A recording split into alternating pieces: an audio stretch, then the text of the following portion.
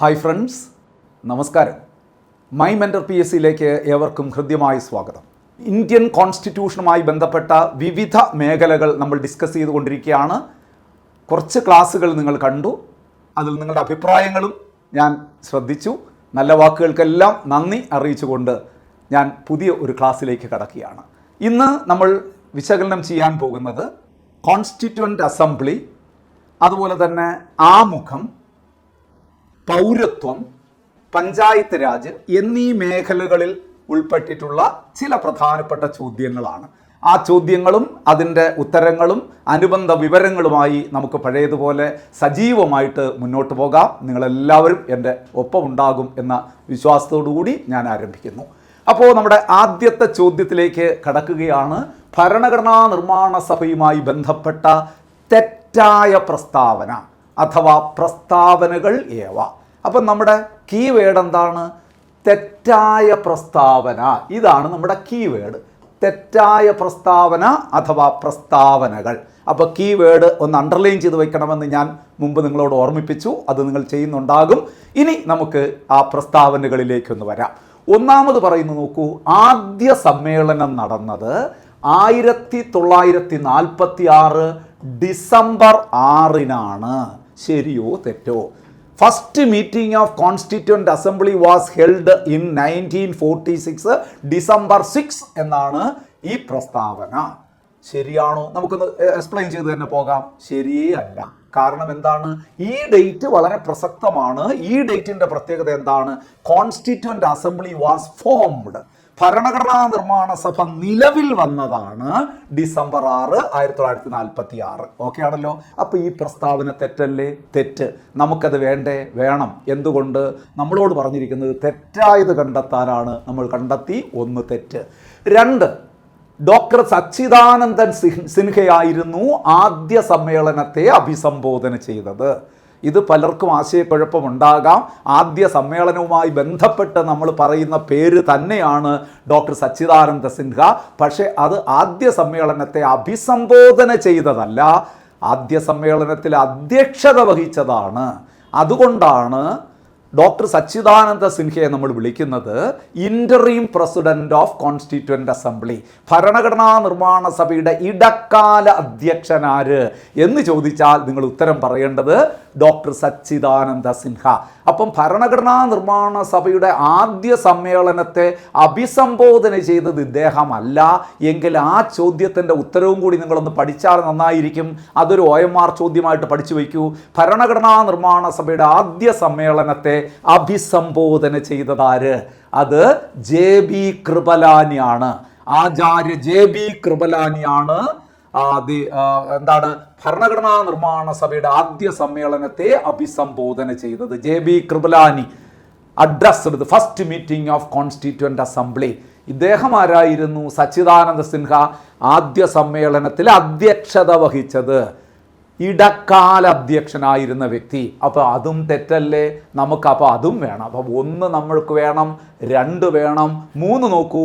അധ്യക്ഷൻ ഡോക്ടർ രാജേന്ദ്ര പ്രസാദ് ആയിരുന്നു. അധ്യക്ഷൻ ഡോക്ടർ രാജേന്ദ്ര പ്രസാദ് ആയിരുന്നു. അത് ശരി പ്രസ്താവനയാണ്. അതുകൊണ്ട് നമുക്കത് വേണ്ട. ഇത് തെറ്റ്, ഇത് തെറ്റ്. ഞാനിവിടെ ശരിയിട്ടിരിക്കുന്നത് എഴുതിയിട്ട് ശരി പ്രസ്താവനയാണെന്ന് വിചാരിച്ച് കളയരുത്. തെറ്റായി. നമുക്ക് വേണ്ടതായതുകൊണ്ടാണ് ഞാനിവിടെ ടിക്കിട്ടിരിക്കുന്നത്. പ്രസ്താവന രണ്ടും തെറ്റാണ്. ഇത് ശരി പ്രസ്താവനയാണ്. ഡോക്ടർ രാജേന്ദ്ര പ്രസാദ് തന്നെയായിരുന്നു ഭരണഘടനാ നിർമ്മാണ സഭയുടെ അധ്യക്ഷൻ. നിങ്ങൾക്കറിയാം, 1946 ഡിസംബർ 6-ന് ഭരണഘടനാ നിർമ്മാണ സഭ നിലവിൽ വന്നു. അതിൻ്റെ 1-ാം സമ്മേളനം നടന്നത് 1946 ഡിസംബർ 9-ാം തീയതി. 1946 ഡിസംബർ 6-ന് ഭരണഘടനാ നിർമ്മാണ സഭ നിലവിൽ വന്നു. 1946 ഡിസംബർ 9-ന് first meeting of constituent assembly. ആ മീറ്റിങ്ങിലാണ് ഞാൻ പറഞ്ഞു JB കൃപലാനി അഡ്രസ് ചെയ്തത്, അഭിസംബോധന ചെയ്ത് സംസാരിച്ചത്. പക്ഷെ ആ സമ്മേളനത്തിന് അധ്യക്ഷത വഹിച്ചത് ഡോക്ടർ സച്ചിദാനന്ദ സിൻഹയായിരുന്നു. 1946 ഡിസംബർ 11-ാം തീയതിയാണ് യഥാർത്ഥ ചെയർമാനെ തെരഞ്ഞെടുക്കുന്നത്. Permanent chairman of constituent assembly. അതാണ് ഡോക്ടർ രാജേന്ദ്ര പ്രസാദ്. ഇവിടെ ഒരു കാര്യം കൂടെ ഞാൻ നിങ്ങളെ ഓർമ്മിപ്പിക്കാം, പലർക്കും ആശയക്കുഴപ്പം ഉണ്ടാക്കുന്നൊരു കാര്യമാണ്. ഇടക്കാല അധ്യക്ഷനാര്? ഭരണഘടനാ നിർമ്മാണ സഭയുടെ ഇടക്കാല അധ്യക്ഷൻ, താൽക്കാലിക അധ്യക്ഷൻ, അത് ഡോക്ടർ സച്ചിദാനന്ദ സിൻഹ. സ്ഥിരം അധ്യക്ഷനാര്? ഡോക്ടർ രാജേന്ദ്ര പ്രസാദ്. നമ്മൾ ഇങ്ങനെ പഠിച്ചുകൊണ്ടാണ് പരീക്ഷാ ഹാളിലേക്ക് കയറുന്നത്. അപ്പോൾ ചോദ്യപേപ്പർ കിട്ടിയപ്പോൾ ഇതാ ഒരു ചോദ്യം വരുന്നു, ഭരണഘടനാ നിർമ്മാണ സഭയുടെ അധ്യക്ഷനാര്? നമ്മുടെ ഒരു 10-15 മിനിറ്റ് പോകാൻ ഈ ഒറ്റ ചോദ്യം മതി. നമ്മൾ ഉടനെ അവിടെ ഇരുന്ന് ആലോചിക്കും. എന്താ ആലോചിക്കും? PSC എന്താ ഉദ്ദേശിക്കുന്നത്? ഇടക്കാല അധ്യക്ഷനെയാണോ അതോ സ്ഥിരം അധ്യക്ഷനെയാണോ? ഒന്നും ചോദിച്ചിട്ടില്ല, സ്പെസിഫിക് ആയിട്ട് പറഞ്ഞിട്ടില്ല. ചോദ്യത്തിൽ ഒരൊറ്റ കാര്യം മാത്രമേ ചോദിച്ചിട്ടുള്ളൂ, ഭരണഘടനാ നിർമ്മാണ സഭയുടെ അധ്യക്ഷനാര്? അത് നിങ്ങൾ ഇപ്പം ഇവിടെ വെച്ചത് ക്ലാരിറ്റി വരുത്തിക്കൊള്ളുക. അങ്ങനെ ചോദിച്ചു കഴിഞ്ഞാൽ നിങ്ങൾ മനസ്സിൽ പറയുക, അത് സ്ഥിരം അധ്യക്ഷൻ തന്നെയാണ്. അവിടെ ഡോക്ടർ രാജേന്ദ്ര പ്രസാദ് എന്ന് തന്നെയാണ് ഉത്തരം വരുന്നത്. അവിടെ ഡോക്ടർ സച്ചിദാനന്ദ സിൻഹയാണ് ഉദ്ദേശിച്ചിരുന്നുവെങ്കിൽ ഈ ചോദ്യം എങ്ങനെ ചോദിച്ചേനെ? ഭരണഘടനാ നിർമ്മാണ സഭയുടെ ഇടക്കാല അധ്യക്ഷൻ, താൽക്കാലിക അധ്യക്ഷൻ എന്ന് സ്പെസിഫിക് ആയിട്ട് തന്നെ ചോദിക്കുമായിരുന്നു. അങ്ങനെ ചോദിക്കാത്തിടത്തോളം കാലം അധ്യക്ഷൻ എന്ന് പറഞ്ഞാൽ സ്ഥിരം അധ്യക്ഷൻ എന്ന് തന്നെ നിങ്ങൾ മനസ്സിൽ വിശ്വസിക്കുക. എങ്കിൽ അതിൻ്റെ ഉത്തരം ഡോക്ടർ രാജേന്ദ്ര പ്രസാദ് എന്ന് തന്നെയാണ് എന്ന് മനസ്സിലാക്കുക. അപ്പോൾ ഇത് എന്താണ്? ശരി പ്രസ്താവനയാണ്. ക്യാബിനറ്റ് മിഷൻ്റെ ശുപാർശ പ്രകാരമാണ് ഭരണഘടനാ നിർമ്മാണ സഭ നിലവിൽ വന്നത്. ശരി പ്രസ്താവനയല്ലേ? അതായത് ക്യാബിനറ്റ് മിഷൻ്റെ ശുപാർശ പ്രകാരമാണ് ഭരണഘടനാ നിർമ്മാണ സഭ നിലവിൽ വന്നത്. Constituent assembly was formed in 1946 December 6 according to the proposal of, according to the recommendation of cabinet mission plan. Cabinet മിഷൻ്റെ ശുപാർശ പ്രകാരം തന്നെയാണ് ഇന്ത്യയിൽ ഭരണഘടനാ നിർമ്മാണ സഭ, കോൺസ്റ്റിറ്റ്യൂഷൻ മേക്കിംഗ് ബോഡി എന്നൊക്കെ നമ്മൾ വിശേഷിപ്പിക്കുന്ന ഭരണഘടനാ നിർമ്മാണ സഭ, കോൺസ്റ്റിറ്റ്യൂവൻ്റ് അസംബ്ലി നിലവിൽ വന്നത്. അപ്പോൾ ഇത് രണ്ടും ശരി പ്രസ്താവന, ഇത് രണ്ടും തെറ്റ് പ്രസ്താവന. 1ഉം 2ഉം തെറ്റ്, 2ഉം 3ഉം ശരി. നമുക്ക് വേണ്ടത് തെറ്റായതുകൊണ്ട് നമ്മുടെ ആൻസർ 1ഉം 2ഉമാണ്. അങ്ങനെ ആൻസർ ഉണ്ടോ? ഉണ്ട്. എ ഓപ്ഷനാണ് ഇവിടെ ആൻസറായി വരുന്നത്. 1 and 2. ക്ലിയർ അല്ലേ? ക്ലിയർ അല്ലേ? ഒരു സംശയവുമില്ലല്ലോ ഈ ചോദ്യത്തിൽ. അങ്ങനെയാണെങ്കിൽ നമുക്ക് അടുത്ത ചോദ്യത്തിലേക്ക് കടക്കാം. രണ്ടാമത്തെ ചോദ്യം നോക്കൂ, ശരിയായ ജോഡികൾ കണ്ടെത്തുക. ശരിയായ ജോഡികൾ, ഇതിപ്പോൾ സ്ഥിരം പരീക്ഷയ്ക്ക് ചോദിക്കുന്ന ഒരു ചോദ്യ രീതിയാണ്. അതായത് ഇവിടെ കുറച്ച് കാര്യങ്ങൾ തരും, ഇപ്പുറത്ത് അതുമായി ബന്ധപ്പെട്ട കുറച്ച് കാര്യങ്ങൾ തരും, പക്ഷേ ജോഡികൾ തെറ്റിക്കിടക്കും. അത് നമ്മൾ എന്ത് ചെയ്യണം? മാച്ച് ചെയ്യണം. പണ്ട് നമ്മൾ സ്കൂൾ ക്ലാസ്സിലൊക്കെ മാച്ച് ദി ഫോളോയിങ്, ചേരുംപടി ചേർക്കുക എന്നൊക്കെ പറഞ്ഞ് പഠിച്ചത് ഓർമ്മയുണ്ടോ? അതാണ് ഇപ്പം PSC ഇങ്ങനെ ചോദിക്കുന്നത്, ശരിയായ ജോഡികൾ തിരഞ്ഞെടുക്കുക. നോക്കൂ, ഒന്നാമത്തത് doctor BR Ambedkar, JB Kripalani, doctor Sachchidananda Sinha, doctor Rajendra Prasad. 4 പേരുടെ പേര് ഇങ്ങനെ തന്നിട്ടുണ്ട് ആദ്യം. എന്നിട്ട് ഇപ്പുറത്ത് അവരുമായി ബന്ധപ്പെട്ട ചില വസ്തുതകൾ പറഞ്ഞിട്ടുണ്ട്. അത് കൂടുതൽ ആപ്റ്റായിട്ടുള്ള കാര്യങ്ങൾ ഈ പേരിനോടൊപ്പം കൂട്ടിച്ചേർക്കണം. ഇതാണ് നമ്മുടെ ദൗത്യം. നോക്കൂ, ഇവിടെ ഡോക്ടർ BR അംബേദ്കർ, ഇവിടെ നോക്കൂ, ഭരണഘടനാ നിർമ്മാണ സഭയുടെ അധ്യക്ഷൻ ആണോ? അല്ലേ? അല്ല. ഈ ജോഡി അല്ല. അപ്പോൾ അടുത്ത് നോക്കൂ, ഭരണഘടനാ നിർമ്മാണ സഭയുടെ ഇടക്കാല അധ്യക്ഷൻ, തെറ്റാണ്, അതുമല്ല. നോക്കൂ, അപ്പം സി നോക്കൂ, ഡ്രാഫ്റ്റിംഗ് കമ്മിറ്റി ചെയർമാൻ ഇതാ വന്നു കഴിഞ്ഞു. ഒന്നാമത്തതിൻ്റെ ഉത്തരം നിങ്ങൾക്ക് ഇവിടെ കിട്ടിക്കഴിഞ്ഞു. ഒന്നാമത്തതിൻ്റെ ഉത്തരം നിങ്ങൾക്ക് ഇവിടെ കിട്ടിക്കഴിഞ്ഞു. ഏതാണ്? ഡ്രാഫ്റ്റിംഗ് കമ്മിറ്റി ചെയർമാൻ, ഒന്നാമത്തത് കിട്ടിക്കഴിഞ്ഞില്ലേ? അടുത്ത നോക്കൂ, അപ്പോൾ 1 എന്താണ്? സി ആണ്. നമുക്ക് ലാസ്റ്റ് നോക്കാം. 1 ഞാനിവിടെ വേണമെങ്കിൽ മാർക്ക് ചെയ്യാം. 1 സി ആണ്. ഇനി രണ്ടാമത്തെ നോക്കൂ, JB കൃപലാനി. വായിച്ചു നോക്കൂ, ഭരണഘടനാ നിർമ്മാണ സഭയുടെ അധ്യക്ഷനാണോ? അല്ല. നോക്കൂ, ഭരണഘടനാ നിർമ്മാണ സഭയുടെ ഇടക്കാല അധ്യക്ഷനാണോ? അല്ല. ഡ്രാഫ്റ്റിംഗ് കമ്മിറ്റിയുടെ ചെയർമാനാണോ? അല്ല. അപ്പോൾ തീർച്ചയായിട്ടും ഭരണഘടനാ നിർമ്മാണ സഭയുടെ ആദ്യ സമ്മേളനത്തെ അഭിസംബോധന ചെയ്ത വ്യക്തി കഴിഞ്ഞ ചോദ്യത്തിൽ ഞാൻ പറഞ്ഞതാണ്. അപ്പോൾ ഇതാണ് 2, ഇതിനോടൊപ്പം ചേർക്കണം. ക്ലിയർ അല്ലേ? മൂന്നാമത്തത് നോക്കൂ, ഡോക്ടർ സച്ചിദാനന്ദ സിൻഹ ഭരണഘടനാ നിർമ്മാണ സഭയുടെ അധ്യക്ഷനല്ലേ? അപ്പോൾ ഇതല്ലേ 3 വരുന്നത്? ഭരണഘടനാ നിർമ്മാണ സഭയുടെ അധ്യക്ഷൻ തന്നെയാണ് ഡോക്ടർ ആരാണ്? ഡോക്ടർ സച്ചിദാനന്ദ സിൻഹ. മൂന്നാമത്തത് നമ്മൾ പറയുന്നത് എന്താണെന്ന് നോക്കൂ. ഡോക്ടർ സച്ചിദാനന്ദ സിൻഹ ഭരണഘടനാ നിർമ്മാണ സഭയുടെ ഇടക്കാല അധ്യക്ഷനാണ്. ഇതല്ല, ഭരണഘടനാ നിർമ്മാണ സഭയുടെ ഇടക്കാല അധ്യക്ഷനാണ് ഡോക്ടർ സച്ചിദാനന്ദ സിൻഹ. ഇപ്പം നമ്മൾ പറഞ്ഞതേ ഉള്ളൂ. അടുത്ത നോക്കൂ, ഡോക്ടർ രാജേന്ദ്ര പ്രസാദാണ് നാലാമത്തത് എയിൽ വരുന്നത്, ഭരണഘടനാ നിർമ്മാണ സഭയുടെ അധ്യക്ഷൻ. അപ്പോൾ ആൻസർ എന്തായിരിക്കും ഇവിടെ നോക്കൂ.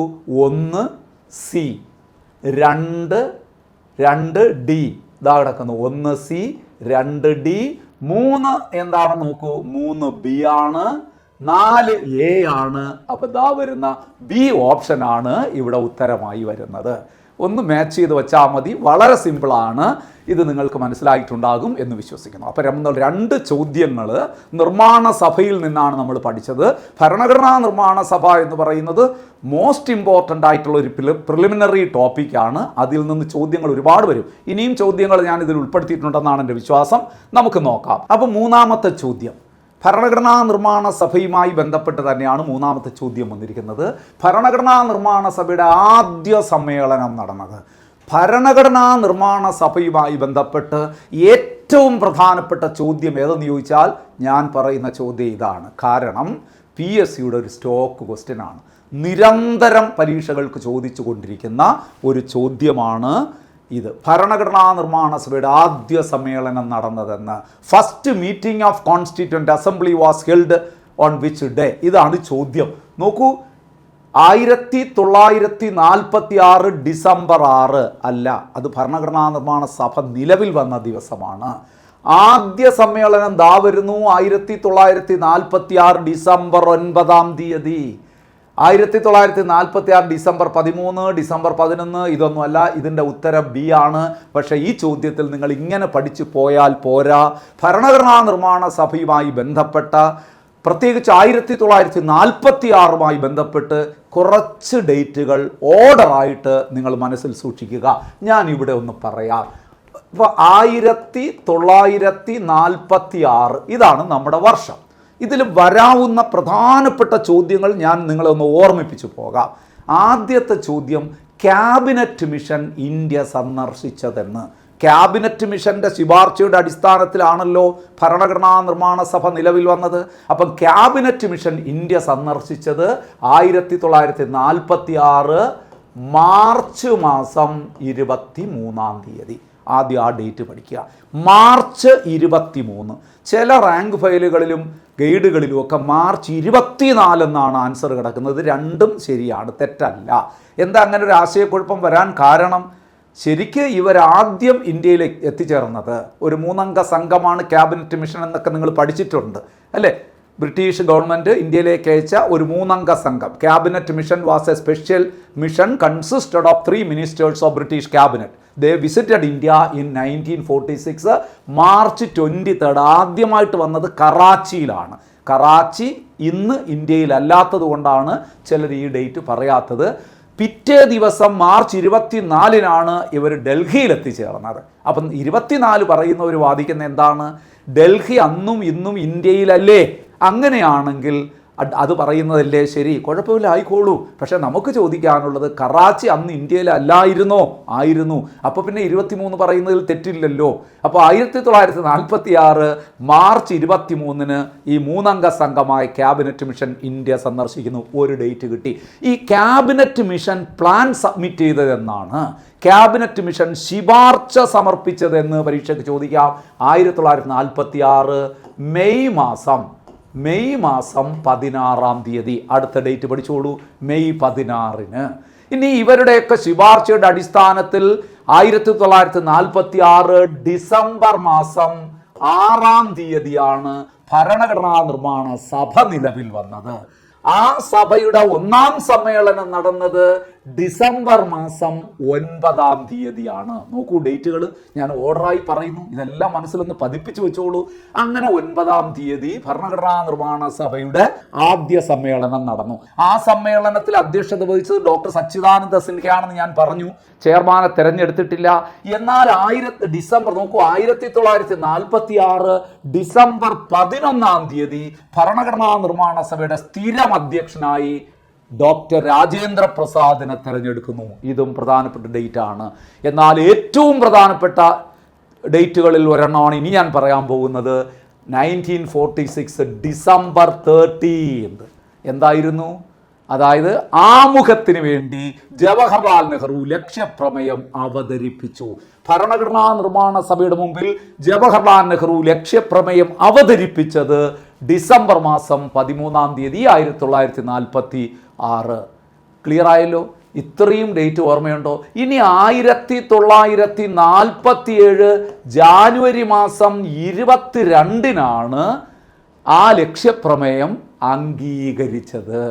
ഇന്ത്യൻ ഭരണഘടനയുടെ ആമുഖത്തിന് വേണ്ടിയിട്ടുള്ള ലക്ഷ്യപ്രമേയം അംഗീകരിക്കപ്പെട്ട ദിവസം ജാനുവരി 22. ഇത്രയും ഡേറ്റ് നിങ്ങളുടെ മനസ്സിലൊന്ന് പതിപ്പിക്കാൻ ശ്രമിക്കുക.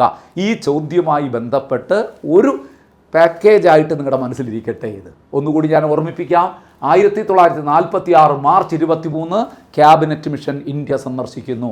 1946 മെയ് 16 ക്യാബിനറ്റ് മിഷൻ റിപ്പോർട്ട് സമർപ്പിക്കുന്നു. 1946 ഡിസംബർ 6 ഭരണഘടനാ നിർമ്മാണ സഭ നിലവിൽ വരുന്നു. 1946 ഡിസംബർ 9 ഭരണഘടനാ നിർമ്മാണ സഭയുടെ 1ാം സമ്മേളനം നടക്കുന്നു ഡൽഹിയിലെ പാർലമെന്റ് സെൻട്രൽ ഹാളിൽ വെച്ച്. അതുകൂടെ ഓർമ്മിച്ചോളൂ. 1ാം സമ്മേളനം നടന്നത് എവിടെ വെച്ച്? ഡൽഹിയിലെ പാർലമെന്റ് സെൻട്രൽ ഹാളിൽ വെച്ച്. 1946 ഡിസംബർ 11 ഡോക്ടർ രാജേന്ദ്ര പ്രസാദിനെ ഭരണഘടനാ നിർമ്മാണ സഭയുടെ ചെയർമാനായി തിരഞ്ഞെടുക്കുന്നു. 1946 ഡിസംബർ 13 ആമുഖത്തിന് വേണ്ടി ഒരു ലക്ഷ്യപ്രമേയം തയ്യാറാക്കി ജവഹർലാൽ നെഹ്റു ഭരണഘടനാ നിർമ്മാണ സഭയുടെ മുമ്പിൽ സമർപ്പിക്കുന്നു. ലക്ഷ്യപ്രമേയം അവതരിപ്പിച്ച ദിവസം.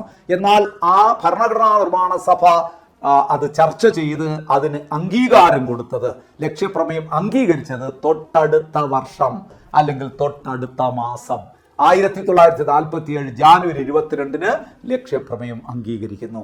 1 മാർക്കിന് നിങ്ങൾക്ക് ഇതിനകത്തുനിന്നൊരു ഡേറ്റ് കിട്ടും. അതുകൊണ്ട് നന്നായി പഠിച്ചു വെച്ചോളുക. അപ്പോൾ ഈ ചോദ്യങ്ങൾ ഇതെല്ലാം അതിനകത്ത് വന്നു. ക്ലിയർ അല്ലേ? അപ്പോൾ നമുക്ക് അടുത്ത ഒരു ചോദ്യത്തിലേക്ക് കടക്കാം. നെക്സ്റ്റ് ചോദ്യത്തിലേക്ക് നമുക്കൊന്ന് കടക്കാം. നോക്കൂ, നെക്സ്റ്റ് ചോദ്യം നമുക്കൊന്ന് ഒന്ന് നോക്കാം. അടുത്ത ചോദ്യം എന്താണ് എന്ന് നമുക്കൊന്ന് പരിശോധിക്കാം. യെസ്, ഇതാ വന്നു അടുത്ത ചോദ്യം. എന്താണ് ഈ ചോദ്യം? നമുക്ക് നോക്കാം. എന്താണ് അത്? പഞ്ചായത്ത് രാജ് ദിനം എന്നാണ്. നോക്കൂ, പഞ്ചായത്ത് രാജ് ദിനം ഒരുപാട് പരീക്ഷകൾക്ക് ചോദിച്ച ചോദ്യമാണ്. ഏപ്രിൽ 14 നവംബർ 26 ഡിസംബർ 10 ഏപ്രിൽ 24 ഒരു സംശയവും വേണ്ട. ഏപ്രിൽ 24 തന്നെയാണ് പഞ്ചായത്ത് രാജ് ദിനമായി നമ്മൾ ആചരിക്കുന്നത്. പഞ്ചായത്ത് രാജ് ദിനമായി നമ്മൾ ആചരിക്കുന്നത് ഏപ്രിൽ മാസം 24 എന്തുകൊണ്ടാണെന്ന് കൂടി നിങ്ങളൊന്ന് പഠിക്കണം. അപ്പോൾ 1-2 ചോദ്യങ്ങൾ ഇവിടെ കിട്ടും. ഞാനൊരു ചോദ്യം ചോദിക്കട്ടെ. പഞ്ചായത്ത് രാജ് ആക്ട് എന്നറിയപ്പെടുന്ന ഭരണഘടനാ ഭേദഗതി ഏതാണ്? ഇന്ത്യയിൽ പഞ്ചായത്ത് രാജ് ആക്ട് എന്നറിയപ്പെടുന്ന ഭരണഘടനാ ഭേദഗതി 73ാം ഭരണഘടനാ ഭേദഗതി 1992. ഗ്രാമീണ മേഖലകളിലെ സ്വയംഭരണ സ്ഥാപനങ്ങൾക്ക് ഭരണഘടനാ പദവി നൽകിയ ഭേദഗതി ഏത്? 73ാം ഭേദഗതി. ചോദ്യം ഒന്ന് വ്യക്തമായി മനസ്സിലാക്കി വയ്ക്കുക. ഗ്രാമീണ മേഖലകളിലെ സ്വയംഭരണ സ്ഥാപനങ്ങൾക്ക് ഭരണഘടനാ പദവി നൽകിയ ഭേദഗതി. ഗ്രാമീണ മേഖലയിലെ സ്വയംഭരണ സ്ഥാപനങ്ങൾ എന്ന് പറഞ്ഞാൽ പഞ്ചായത്ത് രാജാണ്. ആ പഞ്ചായത്ത് രാജ് സ്ഥാപനങ്ങൾക്ക് ഭരണഘടനാ പദവി നൽകിയ ഭേദഗതി ഏതെന്ന് ചോദിച്ചാൽ അത് 73ാം ഭേദഗതി 1992. ഇതിനെയാണ് പഞ്ചായത്ത് രാജ് ആക്ട്, ഇന്ത്യയിലെ പഞ്ചായത്ത് രാജ് നിയമം എന്ന് പറയുന്നത് ഈ ഭേദഗതിയാണ്. 92 പഞ്ചായത്ത് രാജ് ആക്ട് പാസ്സാക്കി. എന്ന് പഞ്ചായത്ത് രാജ് ആക്ട് നിലവിൽ വന്നു എന്ന് ചോദിച്ചാൽ തൊട്ടടുത്ത വർഷം 1993 ഏപ്രിൽ മാസം 24 പഞ്ചായത്തി രാജ് ആക്ട് നിലവിൽ വന്നത്. വ്യക്തമായി പഠിക്കണം. 1992 ഈ ആക്ട് പാസ്സാക്കുന്നു. 93 ഏപ്രിൽ 24 ഈ പഞ്ചായത്ത് രാജ് ആക്ട് നിലവിൽ വരുന്നു. അതുകൊണ്ട് ഏപ്രിൽ 24 നമ്മൾ വിളിക്കുന്നു ഇന്ത്യയിലെ പഞ്ചായത്ത് രാജ് ദിനം, panchayat Raj day in India. ഒരു കാര്യം കൂടെ ഓർമ്മിച്ചോളൂ, ഇതേപോലെയാണ് 1992 തന്നെയാണ് നഗരപാലികാ ബില്ല് പാസ്സാക്കുന്നത്. അത് 74 ഭരണഘടനാ ഭേദഗതിയിലൂടെയാണ്. സെയിം ഇയർ ആണ്, 1992 തന്നെയാണ് നഗരപാലികാ ബില്ല്. അത് നിലവിൽ വരുന്നത് 1993 ജൂൺ 1 അത് നിലവിൽ വരുന്നത്. അപ്പോഴവിടെ ഒരു ചോദ്യം കൂടി നിങ്ങൾ മനസ്സിൽ വെച്ചുകൊള്ളുക. ഗ്രാമീണ മേഖലയിലെ സ്വയംഭരണ സ്ഥാപനങ്ങൾക്ക് ഭരണഘടനാ പദവി നൽകിയ ഭേദഗതി 73 നിങ്ങൾ പഠിച്ചുവെങ്കിൽ നഗരമേഖലകളിലെ സ്വയംഭരണ സ്ഥാപനങ്ങൾക്ക് ഭരണഘടനാ പദവി നൽകിയ ഭേദഗതി ഏത്? അത് 74 ഭേദഗതി, നഗരപാലികാ ബില്ല് അഥവാ മുനിസിപ്പാലിറ്റീസ് ആക്ട്. ക്ലിയർ അല്ലേ പറഞ്ഞത്? ഇനി ഞാൻ ഒരു ചെറിയ കാര്യം കൂടെ, നമുക്ക് ഏതായാലും പഞ്ചായത്ത് രാജുമായി ബന്ധപ്പെട്ട് ചോദ്യങ്ങൾ ഒരുപാട് വരാറുണ്ട്, അതുകൂടി ഒന്ന് ഓർമ്മിപ്പിച്ചിട്ട് നമുക്ക് അടുത്ത ചോദ്യത്തിലേക്ക് പോകാം.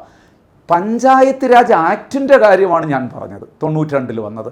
പഞ്ചായത്ത് രാജ് നേരത്തെ ഉണ്ട്, അതിന് ഭരണഘടനാ പദവി ഇല്ലായിരുന്നു. അതിന് ഭരണഘടനയിൽ ഉൾപ്പെടുത്തി ഭരണഘടനാ സ്റ്റാറ്റസ്, കോൺസ്റ്റിറ്റ്യൂഷണൽ സ്റ്റാറ്റസ് കൊടുത്തതാണ് ഈ 73 ഭേദഗതി.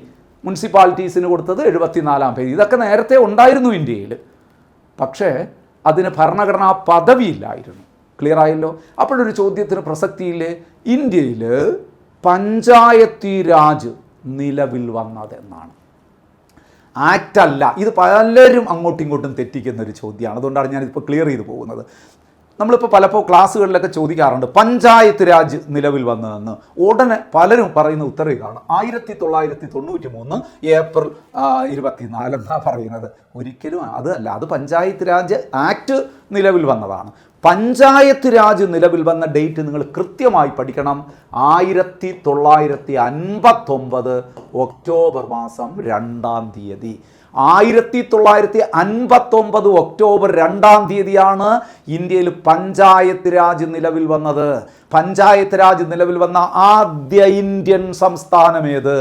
ഒരുപാട് ചോദ്യ പേപ്പറിൽ ഉണ്ടായിരുന്നതാണ് രാജസ്ഥാൻ. ഏതാണ്? രാജസ്ഥാൻ.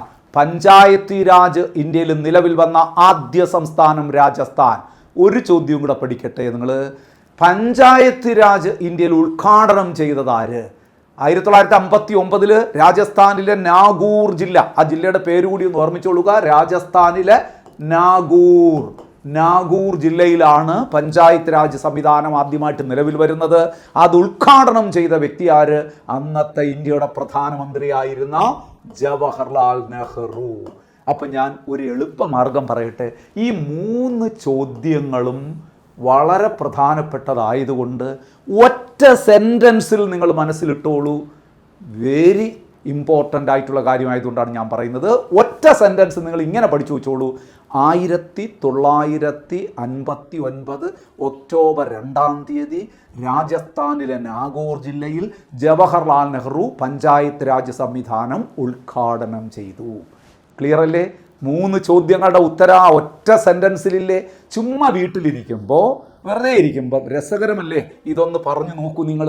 1959 ഒക്ടോബർ 2 രാജസ്ഥാനിലെ നാഗൂർ ജില്ലയിൽ ജവഹർലാൽ നെഹ്റു പഞ്ചായത്ത് രാജ് സംവിധാനം ഉദ്ഘാടനം ചെയ്തു. പറയാമോ? ഇന്ന് തന്നെ ഈ ക്ലാസ് കണ്ട ഉടനെ വീട്ടിലിരുന്ന് 2 പ്രാവശ്യം ഈ സെൻറ്റൻസ് മനസ്സിലൊന്ന് പറഞ്ഞു നോക്കുക. ഒരു ദിവസം നമ്മൾ എന്തെല്ലാം കാര്യങ്ങൾ പറയുന്നു, ആരുടെയൊക്കെ വിശേഷങ്ങൾ പറയുന്നു, അതിൻ്റെ കൂട്ടത്തിൽ 1-2 സെക്കൻഡ് എടുത്തിട്ട് ഈ ഒരു സെൻറ്റൻസ് പറ. 1959 ഒക്ടോബർ 2 രാജസ്ഥാനിലെ നാഗൂർ ജില്ലയിൽ ജവഹർലാൽ നെഹ്റു പഞ്ചായത്ത് രാജ് സംവിധാനം ഉദ്ഘാടനം ചെയ്തു എന്ന് പറഞ്ഞാൽ അതിൽ 3 ചോദ്യങ്ങൾ നിങ്ങൾ പഠിച്ചു കഴിഞ്ഞു. ഇതിലെ ഏറ്റവും പ്രധാനം 2 ചോദ്യങ്ങളാണ്. ഇന്ത്യയിൽ പഞ്ചായത്ത് രാജ് നിലവിൽ വന്നതെന്ന് 1959 ഒക്ടോബർ 2. പഞ്ചായത്ത് രാജ് നിലവിൽ വന്ന ഇന്ത്യയിലെ ആദ്യത്തെ സംസ്ഥാനമേത്? അത് രാജസ്ഥാനാണ്. ഒരു ചോദ്യം കൂടെ ഞാൻ പറയട്ടെ, അനുബന്ധ ചോദ്യം. പഞ്ചായത്ത് രാജ് നിലവിൽ വന്ന 2ാമത്തെ ഇന്ത്യൻ സംസ്ഥാനമെന്നോ ആദ്യത്തെ ദക്ഷിണേന്ത്യൻ സംസ്ഥാനം ഏതെന്ന് ചോദിച്ചാൽ അത് നിങ്ങൾ ആന്ധ്രാപ്രദേശ് എന്ന് തന്നെ പറയണം. ഇതേ വർഷം തന്നെ 1959 നവംബർ 1 ഇത് ഒക്ടോബറിലല്ലേ, അത് നവംബറിലാണ് നമ്മുടെ എവിടെ? ആന്ധ്രാപ്രദേശ് നിങ്ങൾക്കറിയാം, ഒരു സൗത്ത് ഇന്ത്യൻ സ്റ്റേറ്റ് ആണ്, ദക്ഷിണേന്ത്യൻ സ്റ്റേറ്റ് ആണ്. രാജസ്ഥാൻ ഉത്തരേന്ത്യൻ സ്റ്റേറ്റ് ആണ് അല്ലേ? അപ്പോൾ പരീക്ഷയ്ക്ക് ആ ചോദ്യത്തിന് പ്രസക്തിയുണ്ട്. ഇന്ത്യയിൽ പഞ്ചായത്തി രാജ് നിലവിൽ വന്ന രണ്ടാമത്തെ ഇന്ത്യൻ സംസ്ഥാനം അഥവാ ആദ്യത്തെ ദക്ഷിണേന്ത്യൻ സംസ്ഥാനം ഏത്? ആന്ധ്രാപ്രദേശ്. ക്ലിയർ അല്ലേ? എന്നാൽ ഒറ്റ ചോദ്യവും കൂടെ ഞാൻ പറഞ്ഞ് അത് നമുക്ക് അവസാനിപ്പിക്കാം. ഇന്ത്യയിൽ പഞ്ചായത്ത് രാജ് സംവിധാനം നിലവിലില്ലാത്ത സംസ്ഥാനങ്ങൾ ഏതൊക്കെയാണ്? പഞ്ചായത്ത് രാജ് സംവിധാനം നിലവിലില്ലാത്ത നേരത്തെ ഒരു 4 ഉണ്ടായിരുന്നു. ജമ്മു കാശ്മീർ ഉണ്ടായിരുന്നു. ഇപ്പോൾ അത് സംസ്ഥാനമല്ലാത്തതുകൊണ്ട് അത് പറയണ്ട. അപ്പോൾ നിങ്ങൾ എങ്ങനെ പറയണമെന്നറിയാമോ? നിങ്ങളുടെ ഒരു കൂട്ടുകാരിയുടെ പേര് എന്ന് വിചാരിച്ച് മനസ്സിൽ ആലോചിച്ച് നോക്കൂ. ആരുടെ എല്ലാം പേര് നമ്മൾ പഠിക്കുന്നു, നിങ്ങൾ മനസ്സിൽ പറയാം. മിസ് മേഘ നാഗ എന്ന് ഓർമ്മിച്ചാൽ മതി. മിസോറാം, മേഘാലയ, നാഗാലാൻഡ്. മനസ്സിൽ നിൽക്കൂലേ? Miz Megha Naga, Mizoram, Meghalaya, Nagaland. The states in India having no panchayat raj system at all. ഇന്ത്യയിൽ പഞ്ചായത്ത് രാജ് നിലവിലില്ലാത്ത ഇന്ത്യൻ സംസ്ഥാനങ്ങൾ. കൂട്ടുകാർക്ക് മനസ്സിലായിട്ടുണ്ടാവുമെന്ന് വിശ്വസിക്കുന്നു. അപ്പോൾ നമ്മൾ ഈ ചോദ്യവും ഇതാ ഇവിടെ അവസാനിപ്പിക്കാൻ പോവുകയാണ്. ഒരു കാര്യം കൂടെ പറഞ്ഞ്, അനുബന്ധമായി കിടക്കുന്ന തെറ്റായി കിടക്കുന്ന ഓപ്ഷനിലേക്ക് കൂടി നിങ്ങളൊന്ന് വരിക. അതെല്ലാം പ്രധാനപ്പെട്ട ഡേറ്റുകളാണ്. അതിലിതാ കിടക്കുന്നു ഏപ്രിൽ 14. ഏപ്രിൽ 14 എന്താണ്? ആർക്കെങ്കിലും ഓർമ്മ വരുന്നുണ്ടോ? ഇല്ലെങ്കിൽ ഞാൻ പറയാം. അംബേദ്കർ ജയന്തിയാണ് ഏപ്രിൽ 14. അംബേദ്കർ ജനിച്ച ദിവസം. അംബേദ്കർ ജയന്തിയെ എന്ത് ദേശീയ ദിനമായിട്ടാണ് നമ്മൾ ആചരിക്കുന്നത്? അതുകൂടി പഠിക്കുക. ദേശീയ ജലദിനം, നാഷണൽ വാട്ടർ ഡേ. പരീക്ഷയ്ക്ക് ചോദിക്കും ദേശീയ ജലദിനം. ലോക ജലദിനം എല്ലാവർക്കും അറിയാമെന്ന് എനിക്കറിയാം, മാർച്ച് 22. അത് അത്രമാത്രം PSC ചോദിച്ചുള്ള ചോദ്യങ്ങളായതുകൊണ്ട് നിങ്ങൾ അത് നന്നായി പഠിച്ചിട്ടുണ്ട്. പക്ഷേ ഇത് സംശയം വരും. ഏപ്രിൽ 14 എന്താണെന്ന് ചോദിച്ചാൽ നിങ്ങൾ പറയുക അംബേദ്കർ ജയന്തിയാണ്. അന്നാണ് നാഷണൽ വാട്ടർ ഡേ, ദേശീയ ജലദിനമായി നമ്മൾ ആചരിക്കുന്നത്. ഓർത്തോളൂ. അപ്പോൾ ആ ഡേറ്റും കിട്ടിയില്ലേ? ഇനി ഇതറിഞ്ഞുകൂടായെങ്കിൽ നാണക്കേട് കൂടിയാണ്. നവംബർ 26. 4 പ്രധാനപ്പെട്ട തീയതികളാണ്, ക്വസ്റ്റ്യൻസ് ആണ് ഇതുമായി ബന്ധപ്പെട്ട് ചോദിക്കാവുന്നത്. അതായത് 4 ചോദ്യങ്ങളുടെ ഉത്തരമാണ് നവംബർ 26. നവംബർ 26 1949 ഇന്ത്യൻ ഭരണഘടന അംഗീകരിക്കപ്പെട്ട ദിവസമാണ്. അതുകൊണ്ട് നവംബർ 26 നമ്മൾ എങ്ങനെയൊക്കെ വിശേഷിപ്പിക്കുന്നു? നവംബർ 26 ഭരണഘടനാ ദിനം. എന്തുകൊണ്ട്? ഇന്ത്യക്കൊരു ഭരണഘടന ഉണ്ടായ ദിവസമായതുകൊണ്ട്. ദേശീയ നിയമദിനം. എന്തുകൊണ്ട്? ഇന്ത്യാദേശത്തിന് ഒരു നിയമസംഹിത ഉണ്ടായ ദിവസം. ക്ലിയർ ആയില്ലേ? ഇനി ഒരു പ്രധാനപ്പെട്ട ക്വസ്റ്റ്യനും കൂടെ നമ്മൾ അതിനോടൊപ്പം ചേർത്ത് പറയാറുണ്ട്. എന്താണ്? നാഷണൽ മിൽക്ക് ഡേ, ദേശീയ ക്ഷീരദിനം. എന്തുകൊണ്ട്? ഡോക്ടർ വർഗീസ് കുര്യൻ്റെ ജന്മദിനമായതുകൊണ്ട്. ആരാണ് വർഗീസ് കുര്യൻ? അദ്ദേഹത്തിൻ്റെ ജന്മദിനം എന്തുകൊണ്ട് നമ്മൾ ഇങ്ങനെ പറയുന്നു? നമ്മുടെയൊക്കെ ജന്മദിനം പറയുന്നില്ലല്ലോ. അപ്പോൾ അതിന് കാരണമുണ്ട്. ഇന്ത്യയുടെ പാൽക്കാരൻ എന്ന് വിശേഷിപ്പിക്കുന്ന, milk man of India, father of white revolution in India, ഇന്ത്യയിലെ ധവള വിപ്ലവത്തിൻ്റെ പിതാവ്. ഇതൊക്കെ ചോദ്യങ്ങളാണ്. ഞാൻ ഇങ്ങനെ എക്സ്പ്ലനേഷനിൽ പറയുന്ന ഈ കാര്യങ്ങളൊക്കെ നിങ്ങളുടെ മനസ്സിൽ കിടക്കട്ടെ. Who is the father of white revolution in India? ഇന്ത്യയിലെ ധവള വിപ്ലവത്തിൻ്റെ പിതാവ് ഡോക്ടർ വർഗീസ് കുര്യൻ. എന്തുകൊണ്ടാണ് അദ്ദേഹത്തെ ഇങ്ങനെയൊക്കെ നമ്മൾ വിശേഷിപ്പിക്കുന്നതെന്ന് അറിയോ? ഇന്ത്യയെ പാൽ ഉൽപ്പാദനത്തിലും പാല് കയറ്റുമതിയിലും ലോകരാഷ്ട്രങ്ങളുടെ മുൻനിരയിലെത്തിച്ച മനുഷ്യനാണ്. വളരെ ദീർഘവീക്ഷണത്തോടുകൂടി അദ്ദേഹം കൊണ്ടുവന്ന ഓപ്പറേഷൻ ഫ്ലഡ് പോലെയുള്ള പല പദ്ധതികളുമാണ് ഇന്ത്യയെ പാൽ ഉൽപാദന രംഗത്ത് ഒരു കുതിച്ചുചാട്ടത്തിലേക്ക് എത്തിച്ചത്. അതുകൊണ്ട് അദ്ദേഹത്തിന്റെ ജന്മദിനമായ നവംബർ 26 അദ്ദേഹത്തോടുള്ള ആദര സൂചകമായി നാഷണൽ മിൽക്ക് ഡേ ആയിട്ടും നമ്മൾ ആചരിക്കുന്നു. 3 പ്രധാനപ്പെട്ട ചോദ്യങ്ങളായി നവംബർ 26 ഭരണഘടനാ ദിനം, ദേശീയ നിയമദിനം, ദേശീയ ക്ഷീരദിനം. ഇനി ഒരു ദിനം കൂടി പറയാതെ കേരളത്തിൻ്റെ മാത്രം ദിനമാണ്. കേരളത്തിൽ സ്ത്രീധന നിരോധന ദിനമായിട്ട് കൂടി നമ്മൾ ഈ ദിവസത്തെ ആചരിക്കുന്നു. ഈ അടുത്ത കാലത്താണ് കേരളത്തിൽ സ്ത്രീധന നിരോധന ദിനമായിട്ട് കൂടി ഈ ദിവസം പ്രഖ്യാപിക്കപ്പെട്ടിട്ടുണ്ട്. ഈ 4 ചോദ്യങ്ങൾ നവംബർ 26 ബന്ധപ്പെട്ട് പഠിച്ചു വച്ചേക്കുക. April 14 November 26 December 10 very important day ആണ്. നിങ്ങൾക്കറിയാം എന്താണ്?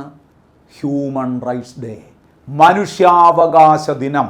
മനുഷ്യാവകാശ ദിനം വെരി ഇമ്പോർട്ടൻ്റ് ആണ്. എന്തുകൊണ്ടാണ് ഡിസംബർ 10 മനുഷ്യാവകാശ ദിനമായി നമ്മൾ ആചരിക്കുന്നത്? അതിനൊരു കാരണമുണ്ട്. അന്നാണ് universal declaration of human rights നടന്നത്.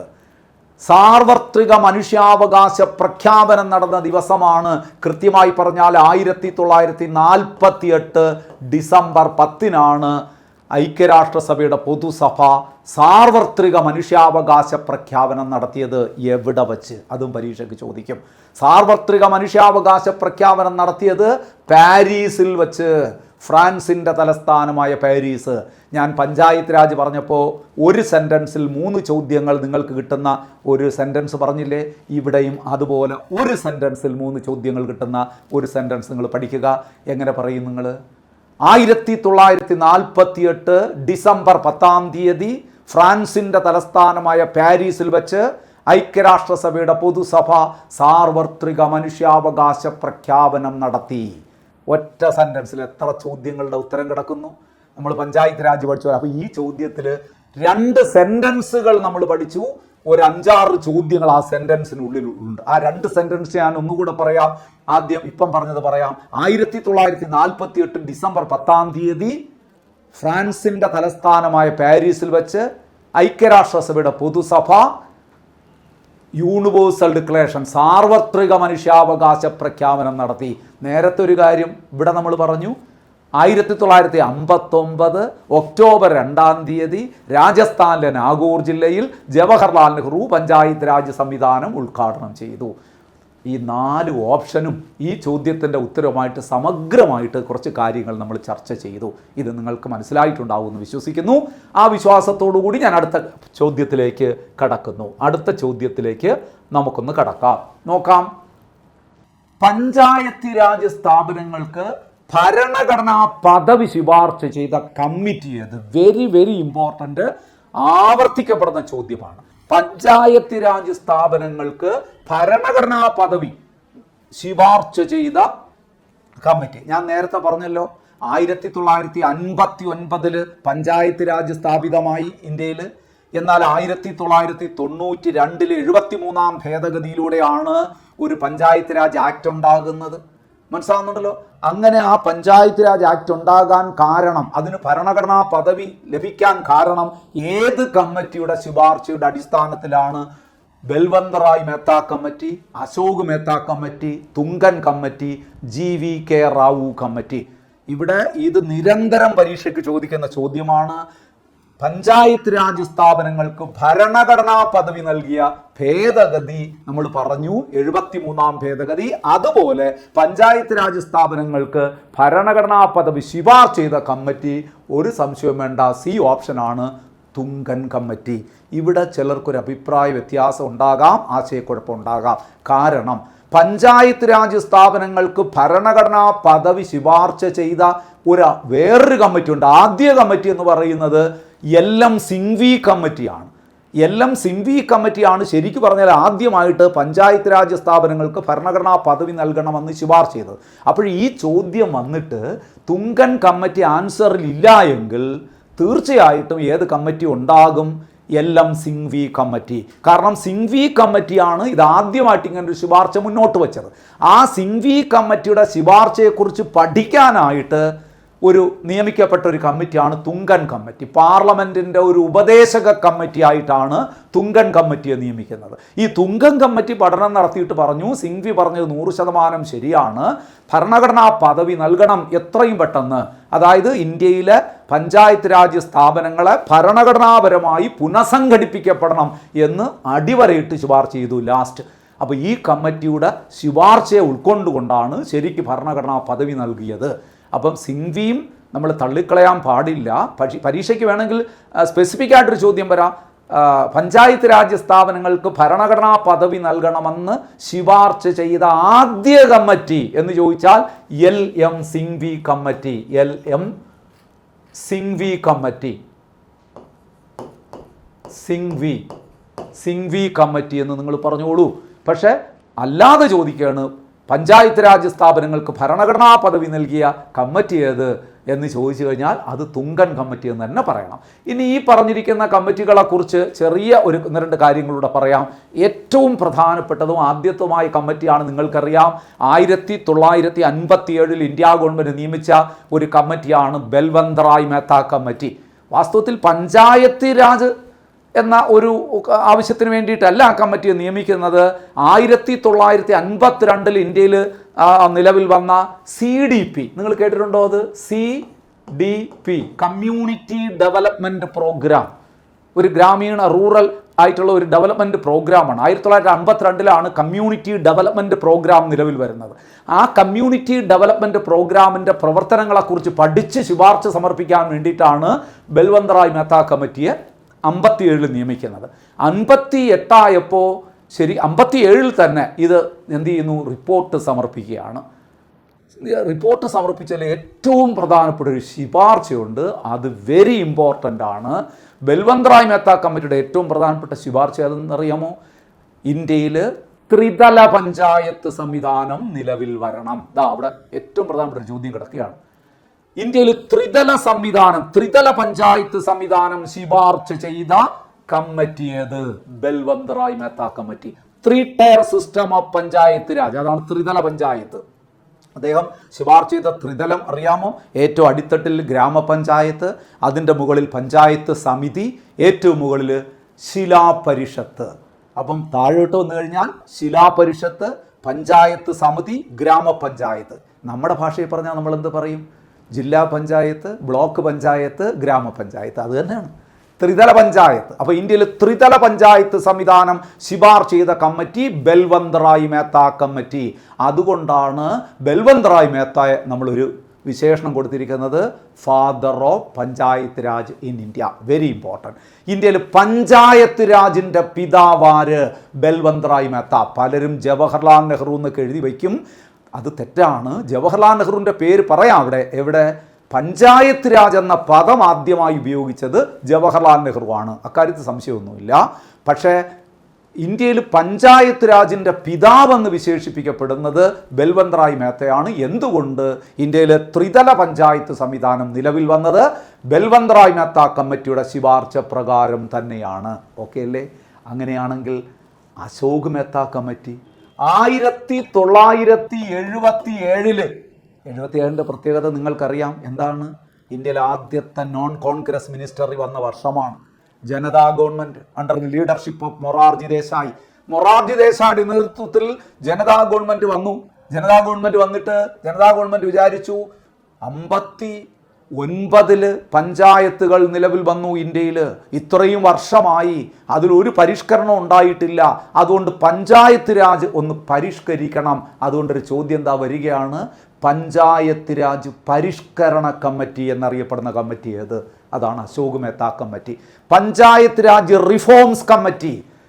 ഇന്ത്യയിൽ പഞ്ചായത്ത് രാജ് പരിഷ്കരണ കമ്മിറ്റി എന്നറിയപ്പെടുന്ന കമ്മിറ്റി ഏത്?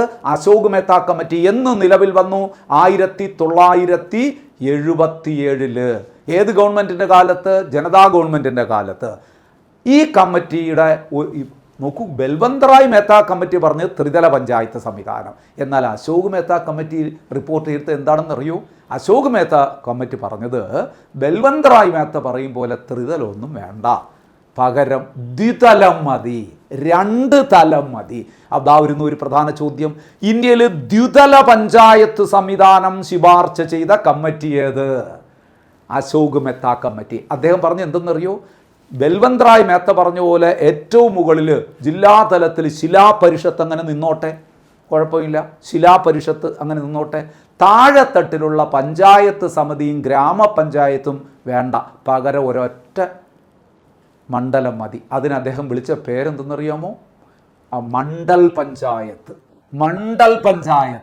നോക്കൂ, അപ്പോൾ മണ്ഡൽ പഞ്ചായത്ത് എന്ന ആശയം ആദ്യമായി മുന്നോട്ട് വച്ചതാര്?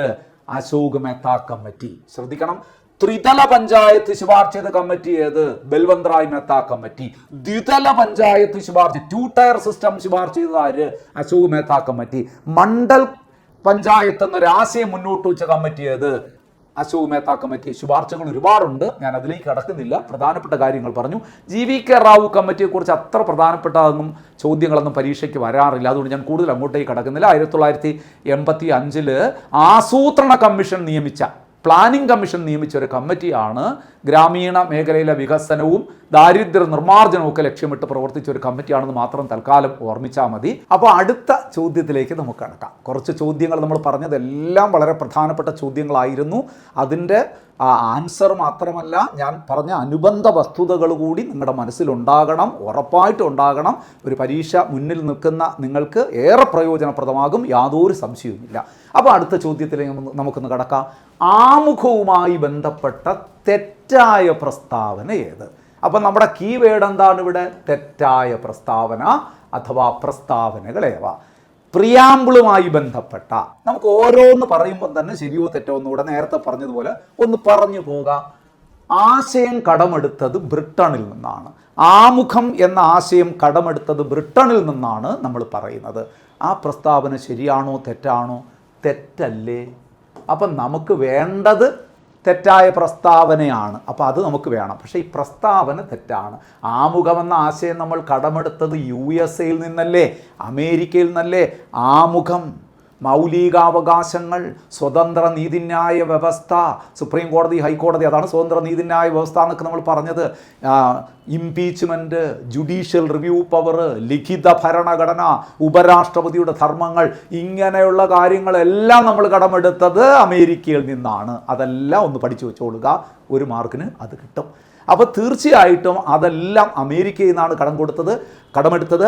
ആമുഖം എന്ന് പറയുന്ന ആശയം തീർച്ചയായിട്ടും USA നിന്നാണ്, അമേരിക്കയിൽ നിന്നാണ് കടമെടുത്തത്. പക്ഷേ ഇവിടെ പറയുന്നത് നോക്കൂ, ബ്രിട്ടനിൽ നിന്നാണ്. അപ്പോൾ ഈ പ്രസ്താവന തെറ്റല്ലേ? ഈ പ്രസ്താവന തെറ്റായതുകൊണ്ട് നമുക്ക് വേണ്ടത് തെറ്റായതല്ലേ? ഇത് നമുക്ക് വേണം. അപ്പോൾ 1 വേണം. 2 നോക്കാം.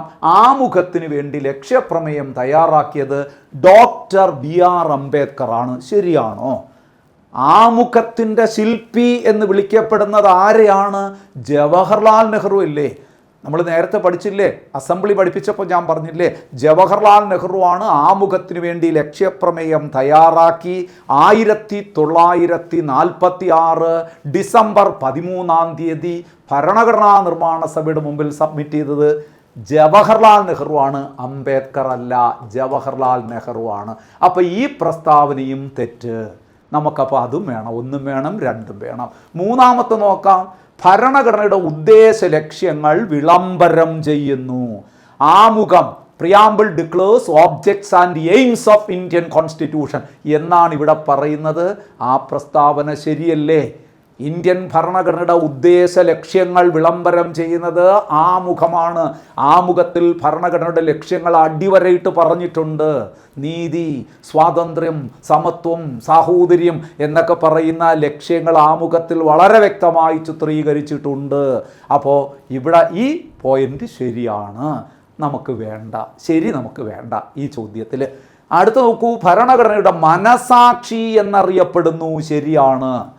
നമ്മൾ ആമുഖത്തെ ഭരണഘടനയുടെ മനസാക്ഷി എന്ന് പൊതുവേ വിശേഷിപ്പിക്കാറുണ്ട്.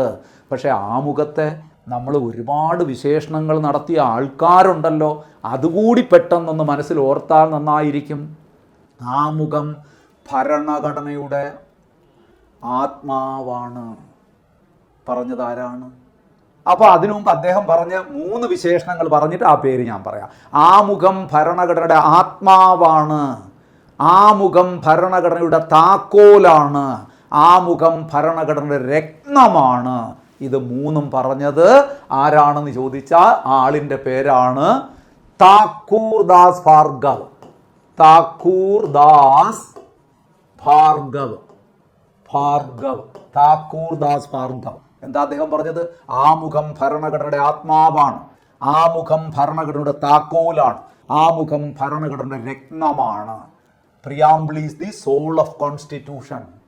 Preamble is the key to constitution. Preamble is the jewel of constitution. ഇത് 3 പറഞ്ഞത് താക്കൂർദാസ് ഭാർഗവാണ്. അപ്പോൾ വേറൊരാൾ പറഞ്ഞു ആമുഖം ഭരണഘടനയുടെ ആത്മാവും താക്കോലുമാണ്. നോക്കൂ, 2 കൂടി ചേർത്ത് ആമുഖം ഭരണഘടനയുടെ ആത്മാവും താക്കോലുമാണ്. താക്കൂർദാസ് ഭാർഗവ് പറഞ്ഞ 2 പോയിന്റ് എടുത്തുകൊണ്ട് ഒരാൾ പറഞ്ഞു, അത് മറ്റാരുമല്ല, ജവഹർലാൽ നെഹ്റു ആണ്. ആമുഖം ഭരണഘടനയുടെ ആത്മാവും താക്കോലുമാണെന്ന് പറഞ്ഞത് ജവഹർലാൽ നെഹ്റു. നോക്കൂ, അപ്പോൾ വേറൊരാൾ പറഞ്ഞു ആമുഖം ഇന്ത്യയുടെ രാഷ്ട്രീയ ജാതകമാണ്. Preamble is the political horoscope of India. ആ പറഞ്ഞ ആളിൻ്റെ പേര് KM മുൻഷി. നിങ്ങൾക്കറിയാം KM മുൻഷി. ആമുഖം ഭരണഘടനയുടെ എന്നല്ല അദ്ദേഹം പറഞ്ഞത്, ഇന്ത്യയുടെ തന്നെ രാഷ്ട്രീയ ജാതകമാണ്. Preamble is the political horoscope of India. അപ്പോൾ വേറൊരാൾ പറഞ്ഞു ആമുഖം ഭരണഘടനയുടെ തിരിച്ചറിയൽ കാർഡാണ്. Preamble is the identity card of constitution. പറഞ്ഞ ആള് ആരാണെന്ന് ചോദിച്ചാൽ NA പൾക്കിവാല. നാനി പൾക്കിവാല, NA പൾക്കിവാലയാണ് ആമുഖം ഭരണഘടനയുടെ തിരിച്ചറിയൽ കാർഡാണെന്ന് പറഞ്ഞത്. ഇനി ആമുഖം ഭരണഘടനയുടെ ആത്മാവാണെന്ന് ഇപ്പം രണ്ടുപേര് പറഞ്ഞു. ആരുടെയൊക്കെ പേര് പറഞ്ഞു നമ്മൾ? താക്കൂർ ദാസ് ഭാർഗവ്, ജവഹർലാൽ നെഹ്റുവും പറഞ്ഞു അല്ലേ, ആത്മാവും താക്കോലുമാണെന്ന്. അതുകൊണ്ട് ഒരിക്കൽ ഒരു പരീക്ഷയ്ക്ക് PSC ചോദിച്ചു ആമുഖം ഭരണഘടന ആത്മാവാണെന്ന് വിശേഷിപ്പിച്ചതാര്? അവിടെ താക്കൂർ ദാസ് ഭാർഗവിൻ്റെ പേരില്ലായിരുന്നു, ഓപ്ഷനിൽ ജവഹർലാൽ നെഹ്റു ഉണ്ടായിരുന്നു. അപ്പം ജവഹർലാൽ നെഹ്റു ആയിരുന്നു അതിവിടെ ആൻസറായി വരുന്നത്. അതുപോലെ താക്കോലും നിങ്ങൾക്ക് പറയാം. താക്കൂർ ദാസ് ഭാർഗവിൻ്റെ പേരില്ലെങ്കിൽ നിങ്ങൾ എന്ത് പറയും? തീർച്ചയായിട്ടും ജവഹർലാൽ നെഹ്റുവിൻ്റെ പേര് പറഞ്ഞോളൂ. അങ്ങനെയാണെങ്കിൽ ആമുഖം ഭരണഘടനയുടെ കീനോട്ടാണ്. കീനോട്ട് എന്ന് പറഞ്ഞാൽ എന്താണ്? അതിൻ്റെ ഒരു അന്തസത്ത, എസൻസ് ആണ്. അത് പറഞ്ഞത് ഏണസ്റ്റ് ബാർക്കറാണ്. ഏണസ്റ്റ് ബാർക്കർ ആണ് പറഞ്ഞത് ആമുഖം ഭരണഘടനയുടെ കീനോട്ടാണ്. ക്ലിയർ ആവുന്നുണ്ടല്ലോ? അപ്പോൾ വേറൊരാൾ പറഞ്ഞു ആമുഖം അമേരിക്കയുടെ സ്വാതന്ത്ര്യ പ്രഖ്യാപനത്തിന് സമാനമാണ്. എന്നിട്ട് അദ്ദേഹം പറഞ്ഞു ആമുഖം ഭരണഘടനയുടെ ആത്മാവാണ്. കണ്ട, ആത്മാവെന്ന് വേറൊരാളും കൂടെ പറയുകയാണ്. അതാരാണ്? ജസ്റ്റിസ് മുഹമ്മദ് ഹിദായത്തുള്ള പറഞ്ഞത് ആമുഖമെന്ന് പറഞ്ഞാൽ അമേരിക്കയുടെ സ്വാതന്ത്ര്യ പ്രഖ്യാപനത്തിന് സമാനമാണ്, ഇന്ത്യയുടെ ആത്മാവാണ്, ഇന്ത്യൻ ഭരണഘടനയുടെ ആത്മാവാണ്. അപ്പോൾ ആത്മാവെന്ന് 3 പേര് പറഞ്ഞു. താക്കൂർ ദാസ് ഭാർഗവ്, ജവഹർലാൽ നെഹ്റു, അതുപോലെ തന്നെ ആരും പറഞ്ഞു? മുഹമ്മദ് ഹിദായത്തുള്ള. ഈ ഒരു പ്രിഫറൻസ് മനസ്സിൽ വെച്ചിരുന്നാൽ അത് തെറ്റുമില്ല. പേര് ആദ്യം ആരുടേതാണ്? താക്കൂർ ദാസ് ഭാർഗവ് പേരുണ്ടെങ്കിൽ അദ്ദേഹം എഴുതുക, ഇല്ലെങ്കിൽ ജവഹർലാൽ നെഹ്റു എഴുതുക, അതുമില്ലെങ്കിൽ മുഹമ്മദ് ഹിദായത്തുള്ള പേര് എഴുതുക. ക്ലിയർ ആയല്ലോ? ഇനി ഒരാൾ പറഞ്ഞു ആമുഖം ഇന്ത്യൻ പൗരൻ്റെ ദീർഘകാലത്തെ സ്വപ്നങ്ങളുടെ സാക്ഷാത്കാരമാണ്. ആമുഖം ഇന്ത്യക്കാരൻ്റെ സ്വപ്നങ്ങളുടെ ദീർഘകാലത്തെ സ്വപ്നങ്ങളുടെ സാക്ഷാത്കാരമാണ് ആമുഖം എന്ന് പറഞ്ഞത് അലാഡി കൃഷ്ണസ്വാമി അയ്യറാണ്. അപ്പോൾ എല്ലാവരുടെയും ഒരുപാട് പേരുടെ വിശേഷണം ഞാനിപ്പോൾ പറഞ്ഞു. നിർബന്ധമായി ആ വിശേഷണങ്ങൾ പഠിച്ചു വയ്ക്കാതെ ഒരെണ്ണം ചോദിക്കാൻ സാധ്യതയുണ്ട്. ഇനി ഇവരാരും പറയാത്തൊരു വിശേഷണം പൊതുവേ നമ്മൾ പറയുന്നതാണ് ആമുഖം ഭരണഘടനയുടെ മനസാക്ഷിയാണ്. ഇനി ഈ ഉത്തരത്തിലേക്ക് കടക്കാം. നമ്മൾ അനുബന്ധ വിവരങ്ങളിലേക്ക് പോയപ്പോൾ നിങ്ങൾക്ക് അത് ബുദ്ധിമുട്ടായോ എന്ന് എനിക്കറിയില്ല. ചോദ്യം കംപ്ലീറ്റ് ആകുന്നതിന് മുമ്പ് ഇല്ല, നമ്മൾ വഴിതെറ്റിയൊന്നും പോയിട്ടില്ല, പോകേണ്ട വഴികളിലൂടെ തന്നെയാണ് പോയിട്ടുള്ളത്. തീർച്ചയായിട്ടും നിങ്ങൾക്ക് ഗുണകരമായിരിക്കും ഇങ്ങനെ നമ്മൾ എക്സ്പ്ലെയിൻ ചെയ്ത് പോയാൽ, ഉറപ്പാണ്. ഇനി നമ്മുടെ ചോദ്യത്തിലേക്ക് വരാം. ഞാൻ എന്തായാലും ഇടയ്ക്ക് വെച്ച് നമ്മൾ എക്സ്പ്ലനേഷനിലേക്ക് പോയി കഴിഞ്ഞാലും ചോദ്യത്തിൽ വന്ന് നിൽക്കും. ആ ചോദ്യത്തിൻ്റെ ആൻസർ പറഞ്ഞിട്ടേ അടുത്തതിലേക്ക് പോവുകയുള്ളൂ കേട്ടോ. അപ്പോൾ ആമുഖവുമായി ബന്ധപ്പെട്ട തെറ്റായ പ്രസ്താവന, തെറ്റ്. ഇത് ആശയം കടമെടുത്തത് ബ്രിട്ടനിൽ നിന്നല്ല, USA നിന്നാണ്. ആമുഖത്തിന് വേണ്ടി ലക്ഷ്യപ്രമേയം തയ്യാറാക്കിയത് അംബേദ്കർ അല്ല, ജവഹർലാൽ നെഹ്റു ആണ്. ഇത് രണ്ടും തെറ്റ്. ഭരണഘടനയുടെ ഉദ്ദേശ ലക്ഷ്യങ്ങൾ വിളംബരം ചെയ്യുന്നു, ശരി. ഭരണഘടനയുടെ മനസാക്ഷി എന്നറിയപ്പെടുന്നു, ശരി. 3ഉം 4ഉം ശരി. നമുക്ക് വേണ്ടത് തെറ്റ്. അപ്പോൾ 1ഉം 2ഉം ഇവിടെ ആൻസർ വരുന്നുണ്ടോ? ദാ വരുന്നു. B ഓപ്ഷനാണ് ഇവിടുത്തെ ഉത്തരം. ക്ലിയറായി എന്ന് വിശ്വസിക്കുന്നു. അങ്ങനെയാണെങ്കിൽ നമുക്ക് അടുത്ത ചോദ്യത്തിലേക്ക് ഒന്ന് കടക്കാം. നോക്കാം നമുക്ക്. ആമുഖത്തിൻ്റെ ശില്പി ആര്? ഞാൻ പറഞ്ഞു കഴിഞ്ഞു, നേരത്തെ ചോദ്യത്തിലൂടെ തന്നെ അത് എക്സ്പ്ലെയിൻ ചെയ്തു കഴിഞ്ഞു. പക്ഷേ ഇവിടെ വേറെ ചില കാര്യങ്ങൾ നിങ്ങളോട് പറയാനുണ്ട്. അപ്പോൾ ഇതിൻ്റെ ചോദ്യത്തിൻ്റെ ഉത്തരം ഞാൻ ഇനി നിങ്ങളോട് ചോദിച്ച് നിങ്ങളെ ബോറടിപ്പിക്കുന്നില്ല, ആവർത്തന വിരസത ഉണ്ടാക്കുന്നില്ല. ഉത്തരം പറഞ്ഞു പോകാം. ജവഹർലാൽ നെഹ്റു തന്നെയാണ് ആമുഖത്തിൻ്റെ ശില്പി. അദ്ദേഹം ആമുഖത്തിന് വേണ്ടിയിട്ട് ലക്ഷ്യപ്രമേയം തയ്യാറാക്കി അവതരിപ്പിച്ചതും അത് അംഗീകരിക്കപ്പെട്ടതുമായ 2 ഡേറ്റുകൾ ഞാൻ നേരത്തെ പറഞ്ഞു.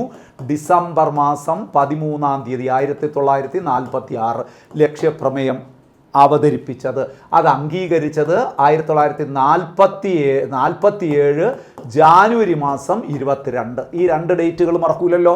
അപ്പോൾ ആമുഖത്തിൻ്റെ ശില്പി ആരാണ്? ജവഹർലാൽ നെഹ്റു. ആ ചോദ്യം വേറെ രീതിയിൽ ഒരിക്കൽ ചോദിച്ചു. ആര് അവതരിപ്പിച്ച ലക്ഷ്യപ്രമേയത്തെ അടിസ്ഥാനമാക്കിയാണ് ആമുഖം തയ്യാറാക്കിയിരിക്കുന്നത്? ജവഹർലാൽ നെഹ്റു. ക്ലിയർ അല്ലേ?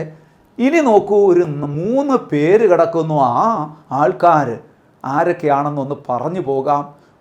നോക്കൂ, ഒരു CPO പരീക്ഷയ്ക്ക്, എൻ്റെ ഓർമ്മ ശരിയാണെങ്കിൽ ഒരു വിമൻ CPO പരീക്ഷയ്ക്കാണ് ആദ്യമായിട്ട് ഇത് ആൻസറായി വരുന്നൊരു ചോദ്യം വരുന്നത്. എന്താ ചോദ്യം എന്നറിയാമോ? ജവഹർലാൽ നെഹ്റു ലക്ഷ്യപ്രമേയം അവതരിപ്പിച്ചു. എവിടെ? ഭരണഘടനാ നിർമ്മാണ സഭയുടെ മുമ്പിൽ. ഭരണഘടനാ നിർമ്മാണ സഭയുടെ മുമ്പിൽ ഒരു കാര്യം അവതരിപ്പിച്ചാൽ അതിലൊരു തീരുമാനമാകണമെങ്കിൽ അസംബ്ലി കൂടണ്ടേ? അസംബ്ലി കൂടിയിട്ട് ദീർഘമായിട്ട് ഇൻഡെപ്തായിട്ട് ചർച്ച നടക്കും. അവിടെ ഈ ജവഹർലാൽ നെഹ്റു അവതരിപ്പിച്ച ലക്ഷ്യപ്രമേയത്തെക്കുറിച്ച് ചർച്ച വന്നപ്പോൾ അതിലെ ഒരംഗം എണീറ്റ് എന്ന് പറഞ്ഞു, ജവഹർലാൽ നെഹ്റു ശുദ്ധ അസംബന്ധമാണ് എഴുതി വച്ചിരിക്കുന്നത്. ജവഹർലാൽ നെഹ്റു മുന്നോട്ട് വെച്ച ലക്ഷ്യപ്രമേയം തെറ്റ്, നിയമവിരുദ്ധം, അപകടകരം. നോക്കൂ, ഇത് റോങ് ആണ്, ഇത് അൺലാഫുള്ളാണ്, ഡേഞ്ചറസ് ആണ്. ജവഹർലാൽ നെഹ്റു മുന്നോട്ട് വച്ചിരിക്കുന്ന ലക്ഷ്യപ്രമേയം തെറ്റ്, നിയമവിരുദ്ധം, അപകടകരം, അതുകൊണ്ട് ഇത് അംഗീകരിക്കരുത് എന്ന് അഭിപ്രായപ്പെട്ട വ്യക്തിയാണ് മുകുന്ദ് രാം റാവു ജയകർ. പരീക്ഷയ്ക്ക് ചോദിച്ചതാണ്. ഇനി ആ ചോദ്യം ആവർത്തിക്കപ്പെടാം. ചോദ്യം ഞാൻ ഒന്നുകൂടി പറയാം.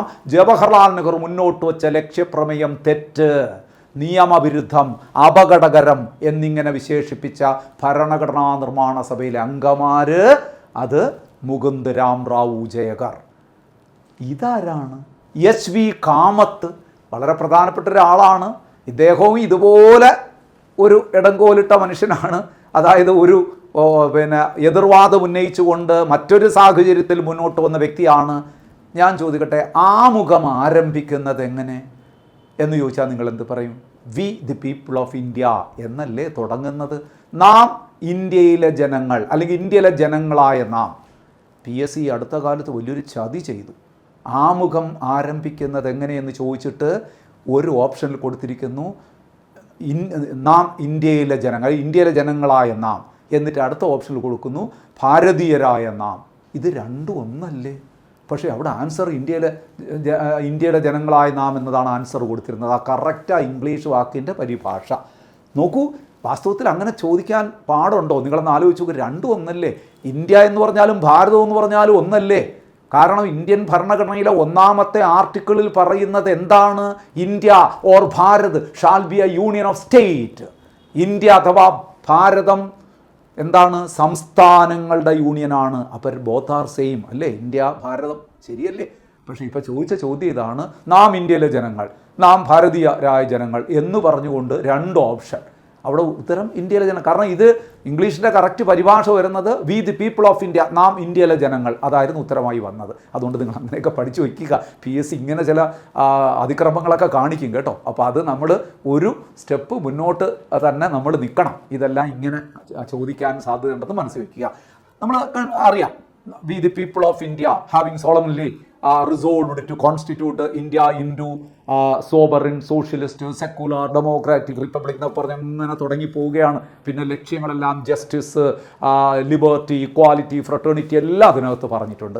ഇങ്ങനെയാണ് V the people of India, നാം ഇന്ത്യയിലെ ജനങ്ങൾ എന്ന് പറഞ്ഞുകൊണ്ടാണ് ആമുഖം ആരംഭിക്കുന്നത് അല്ലേ? ആണ്.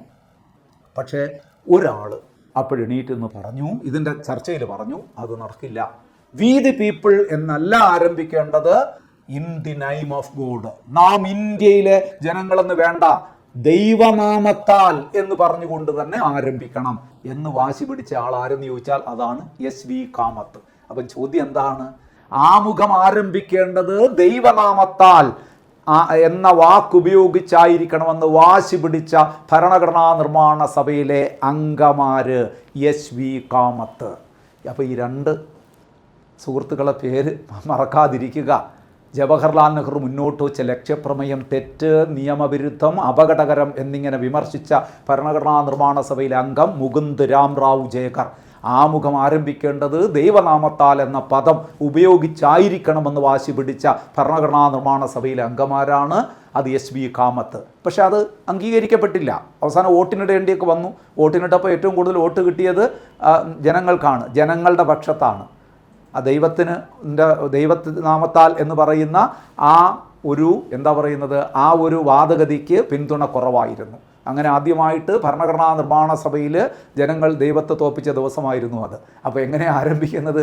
V the people of India എന്ന് പറഞ്ഞുകൊണ്ടാണ് ഇത് ആരംഭിക്കുന്നത്. ക്ലിയർ അല്ലേ? ഇനി ഇതാരാണ്? എൻ.എ. പൾക്കിവാല, നാനി എ പൾക്കിവാല. അദ്ദേഹം ഇപ്പം ഞാനൊരു ചോദ്യം പറഞ്ഞു, ആമുഖം ഭരണഘടനയുടെ തിരിച്ചറിയൽ കാർഡാണ് എന്ന് വിശേഷിപ്പിച്ച ആളാണ്. Identity card of constitution. ഇനി ഒരു ജനറൽ ചോദ്യം കൂടെ പഠിച്ചാൽ നന്നായിരിക്കും. വി ദി പീപ്പിൾ എന്ന കൃതിയുടെ കർത്താവാര്? എൻ.എ. പൾക്കിവാല. അദ്ദേഹത്തിൻ്റെ പ്രസിദ്ധമായൊരു കൃതിയാണ് വി ദി പീപ്പിൾ. അപ്പം വി ദി പീപ്പിൾ ഇതുമായി നമ്മൾ കൂട്ടിച്ചേർത്ത് വായിക്കണമെന്നില്ല, സെപ്പറേറ്റ് ഒരു ചോദ്യമായിട്ട് നിങ്ങൾ പഠിച്ചോളൂ. വി ദി പീപ്പിൾ എന്ന കൃതിയുടെ കർത്താവാര്? എൻ.എ. പൾക്കിവാല. ക്ലിയർ അല്ലേ? അപ്പോൾ ഈ ചോദ്യത്തിൻ്റെ ഉത്തരവും നിങ്ങൾക്ക് കിട്ടിയില്ലേ? കുറേ കാര്യങ്ങൾ ഇവിടെ മനസ്സിലായില്ലേ? എങ്കിൽ നമുക്ക് അടുത്ത ചോദ്യത്തിലേക്ക് ഒന്ന് കടക്കാം. എന്താണെന്ന് നമുക്കൊന്ന് നോക്കാം. ഇന്ത്യൻ ഭരണഘടനയുടെ ഡാഷ്, പ്രീവിയസ് ക്വസ്റ്റ്യൻ ആണ്. ഇന്ത്യൻ ഭരണഘടനയുടെ ഡാഷ് അധികാര സ്രോതസ് ഇന്ത്യൻ ജനങ്ങളാണെന്ന് സൂചിപ്പിക്കുന്നു. ആർട്ടിക്കിൾ 1 പരമാധികാരി എന്ന വാക്കാണോ? ആമുഖമാണോ? ഭാഗം 3 ഇപ്പം നമ്മൾ പറഞ്ഞല്ലേ ഉള്ളൂ. ആമുഖത്തിലല്ലേ അങ്ങനെ പറയുന്നത്, V the people of India. അപ്പം ജനങ്ങളാണ് അധികാര സ്രോതസ്. ജനങ്ങൾക്ക് വേണ്ടി തയ്യാറാക്കി ജനങ്ങൾക്കായി സമർപ്പിക്കുന്ന ഒരു കാര്യമാണ് ആമുഖം എന്ന് പറയുന്നത്, ഭരണഘടന എന്ന് പറയുന്നത്. അപ്പോൾ ശരിക്കും പറഞ്ഞാൽ ആമുഖത്തിലാണ് പറയുന്നത് അധികാര സ്രോതസ് എന്ന് പറയുന്നത് ജനങ്ങളാണ്. അത് കഴിഞ്ഞേ വേറെ എന്തുമുള്ളൂ. ആർട്ടിക്കിൾ 1 വേണമെങ്കിൽ പഠിച്ചു വെച്ചോളൂ, പരീക്ഷയ്ക്ക് ചോദിക്കും. അത് ചോദിച്ചില്ലെങ്കിൽ തന്നെ അത് അറിയേണ്ട കാര്യമല്ലേ? ഇന്ത്യൻ ഭരണഘടന പഠിക്കുന്ന ഒരാളിന് ഭരണഘടനയുടെ ആർട്ടിക്കിൾ 1 അറിഞ്ഞുകൂടാങ്കിൽ അത് നാണക്കേടാണ് അല്ലേ? ആർട്ടിക്കിൾ 1 എന്താ പറയുന്നത്? ഞാൻ നേരത്തെ പറഞ്ഞു, India or Bharat shall be A union of state. India സംസ്ഥാനങ്ങളുടെ യൂണിയനാണെന്ന് ഡിക്ലെയർ ചെയ്യുന്നത്, വിളംബരം ചെയ്യുന്ന ആർട്ടിക്കിളാണ്. ഇന്ത്യ സംസ്ഥാനങ്ങളുടെ യൂണിയനാണെന്ന് വിളംബരം ചെയ്യുന്ന ഭരണഘടനാ ആർട്ടിക്കിളാണ് 1. പരമാധികാരി, സോവറിൻ എന്നൊക്കെ പറഞ്ഞ അർത്ഥം എന്താണെന്ന് നമ്മൾ പഠിച്ചിട്ടുണ്ട്. നിങ്ങൾ ആമുഖമൊക്കെ പഠിച്ചതാണ്. പരമാധികാരി എന്ന് പറഞ്ഞാൽ സ്വതന്ത്ര അധികാരം. പരമാധികാരം എന്ന് പറഞ്ഞാൽ സ്വതന്ത്ര അധികാരം. ഇന്ത്യയുടെ വിധി നിശ്ചയിക്കാൻ ഇന്ത്യക്ക് മാത്രമാണ് അധികാരം. നമ്മുടെ ആഭ്യന്തര കാര്യങ്ങളിൽ ഇടപെടാൻ ഒരു വിദേശ രാജ്യങ്ങളെയും നമ്മൾ അനുവദിക്കാറില്ല. അതിൻ്റെ പേരാണ് പരമാധികാരം. ക്ലിയറായോ? അടുത്ത എന്താണ്? ആമുഖം നമ്മളിപ്പോൾ പറഞ്ഞു കഴിഞ്ഞു. ഭാഗം 3 നിങ്ങൾക്കറിയാം. അതറിയാത്ത ആരും ഭരണഘടന പഠിക്കുന്നവരായിട്ടുണ്ടാവുമെന്ന് എനിക്ക് തോന്നുന്നില്ല. ഇന്ത്യൻ ഭരണഘടനയിലെ ഏറ്റവും പ്രധാനപ്പെട്ട ഭാഗം 3 മൗലികാവകാശങ്ങൾ. ഉടനെ പറഞ്ഞോളൂ. ആ 3-ാം ഭാഗത്തിൻ്റെ 3 വിശേഷണങ്ങളും കൂടെ പറഞ്ഞോളൂ. എന്തൊക്കെയാണ്? ഇന്ത്യൻ ഭരണഘടനയുടെ ആണിക്കൽ എന്നറിയപ്പെടുന്ന ഭാഗം 3-ാം ഭാഗം, സ്വാതന്ത്ര്യത്തിൻ്റെ വിളക്കുകൾ എന്നറിയപ്പെടുന്ന ഭാഗം 3-ാം ഭാഗം, ഇന്ത്യയുടെ മാഗ്ന കാർട്ട എന്നറിയപ്പെടുന്ന ഭാഗം 3-ാം ഭാഗം. അപ്പോൾ 3-ാം ഭാഗത്തിൻ്റെ 3 വിശേഷണങ്ങൾ നിർബന്ധമായി നിങ്ങൾ ഓർക്കണം. ഏതൊക്കെയാണ് ആ 3 വിശേഷണങ്ങൾ? ഇന്ത്യൻ ഭരണഘടനയുടെ ആണിക്കല്ല്, key stone of constitution, corner stone of constitution. അടുത്ത നോക്കൂ, സ്വാതന്ത്ര്യത്തിൻ്റെ വിളക്കുകൾ, ലാംസ് ഓഫ് ലിബർട്ടി എന്നറിയപ്പെടുന്നു. മറ്റത് മാഗ്ന കാർട്ട ഓഫ് ഇന്ത്യ, ഇന്ത്യയുടെ മാഗ്ന കാർട്ട എന്നും അറിയപ്പെടുന്നു. മാഗ്ന കാർട്ടയെക്കുറിച്ചൊക്കെ നിങ്ങൾ പഠിച്ചിട്ടുണ്ട്. പൗരന് അവകാശങ്ങൾ അനുവദിച്ചുകൊണ്ട് ലോകത്തിലുണ്ടായ ആദ്യത്തെ ഒരു ഉടമ്പടിയുടെ പേരാണ് മാഗ്ന കാർട്ട. 1215 ഇംഗ്ലണ്ടിലെ ജോൺ 2 റണ്ണീമേഡ് മൈതാനത്ത് വെച്ച് ഒപ്പുവെച്ച ഒരു റോയൽ ചാർട്ടർ, പ്രാമാണിക രേഖയാണ് നമ്മൾ പറയുന്നത്. ഏതാണ്? മാഗ്ന കാർട്ട എന്നൊക്കെ പറയുന്നത്. അതൊക്കെ ഒന്ന് മനസ്സിൽ വെച്ചുകൊള്ളുക. അപ്പോൾ ക്ലിയർ ആയില്ലേ? ഈ ചോദ്യത്തിൽ നിന്നും നിങ്ങൾക്ക് ചില കാര്യങ്ങൾ കിട്ടിയിട്ടില്ലേ? അല്ലെങ്കിൽ പഠിച്ച കാര്യങ്ങളൊന്നും ഓർക്കാൻ സാധിച്ചില്ലേ? അപ്പോൾ നമുക്ക് അടുത്ത ചോദ്യത്തിലേക്ക് കടക്കാം. അടുത്ത ചോദ്യം എന്താണ് നമുക്കൊന്ന് പരിശോധിക്കാം. എന്താണ്? 2019 പൗരത്വ ഭേദഗതി നിയമപ്രകാരം അനധികൃത കുടിയേറ്റക്കാരുടെ പട്ടിക തയ്യാറാക്കിയ ആദ്യ സംസ്ഥാനമേത്? കറണ്ട് അഫേഴ്സ് ചോദ്യമാണ്. 2019 പൗരത്വ ഭേദഗതി നിങ്ങൾക്കറിയാം. 2019 അവസാനമായി പൗരത്വ ഭേദഗതി നിയമം പാസാക്കിയതെങ്കിലും അതിൻ്റെ പ്രതിഷേധത്തിൻ്റെ അലയലുകൾ ഇന്ത്യയിൽ ഇന്നേ വരെ കെട്ടടങ്ങിയിട്ടില്ല. ജാതിയും മതവും ഒക്കെ പൗരത്വത്തിൽ കൊണ്ടുവന്നു എന്ന ഒരു വലിയ ആരോപണം ഇന്നും നിലനിൽക്കുന്നു. ആ പൗരത്വ ഭേദഗതി നിയമവുമായി ബന്ധപ്പെട്ട് ഒരു ചോദ്യമെങ്കിലും നിങ്ങളുടെ പരീക്ഷയ്ക്ക് ഉണ്ടാകും. അപ്പം ചോദിക്കാൻ സാധ്യതയുള്ള പ്രധാന ചോദ്യങ്ങൾ ഞാനിവിടെ ഒന്ന് ഓർമ്മിപ്പിക്കാം.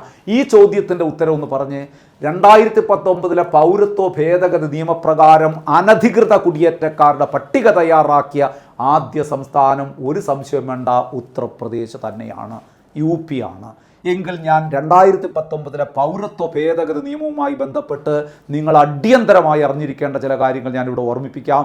2019 പൗരത്വ ഭേദഗതി നിയമത്തിനെതിരെ പ്രമേയം പാസാക്കിയ ആദ്യ ഇന്ത്യൻ സംസ്ഥാനം ഏത്?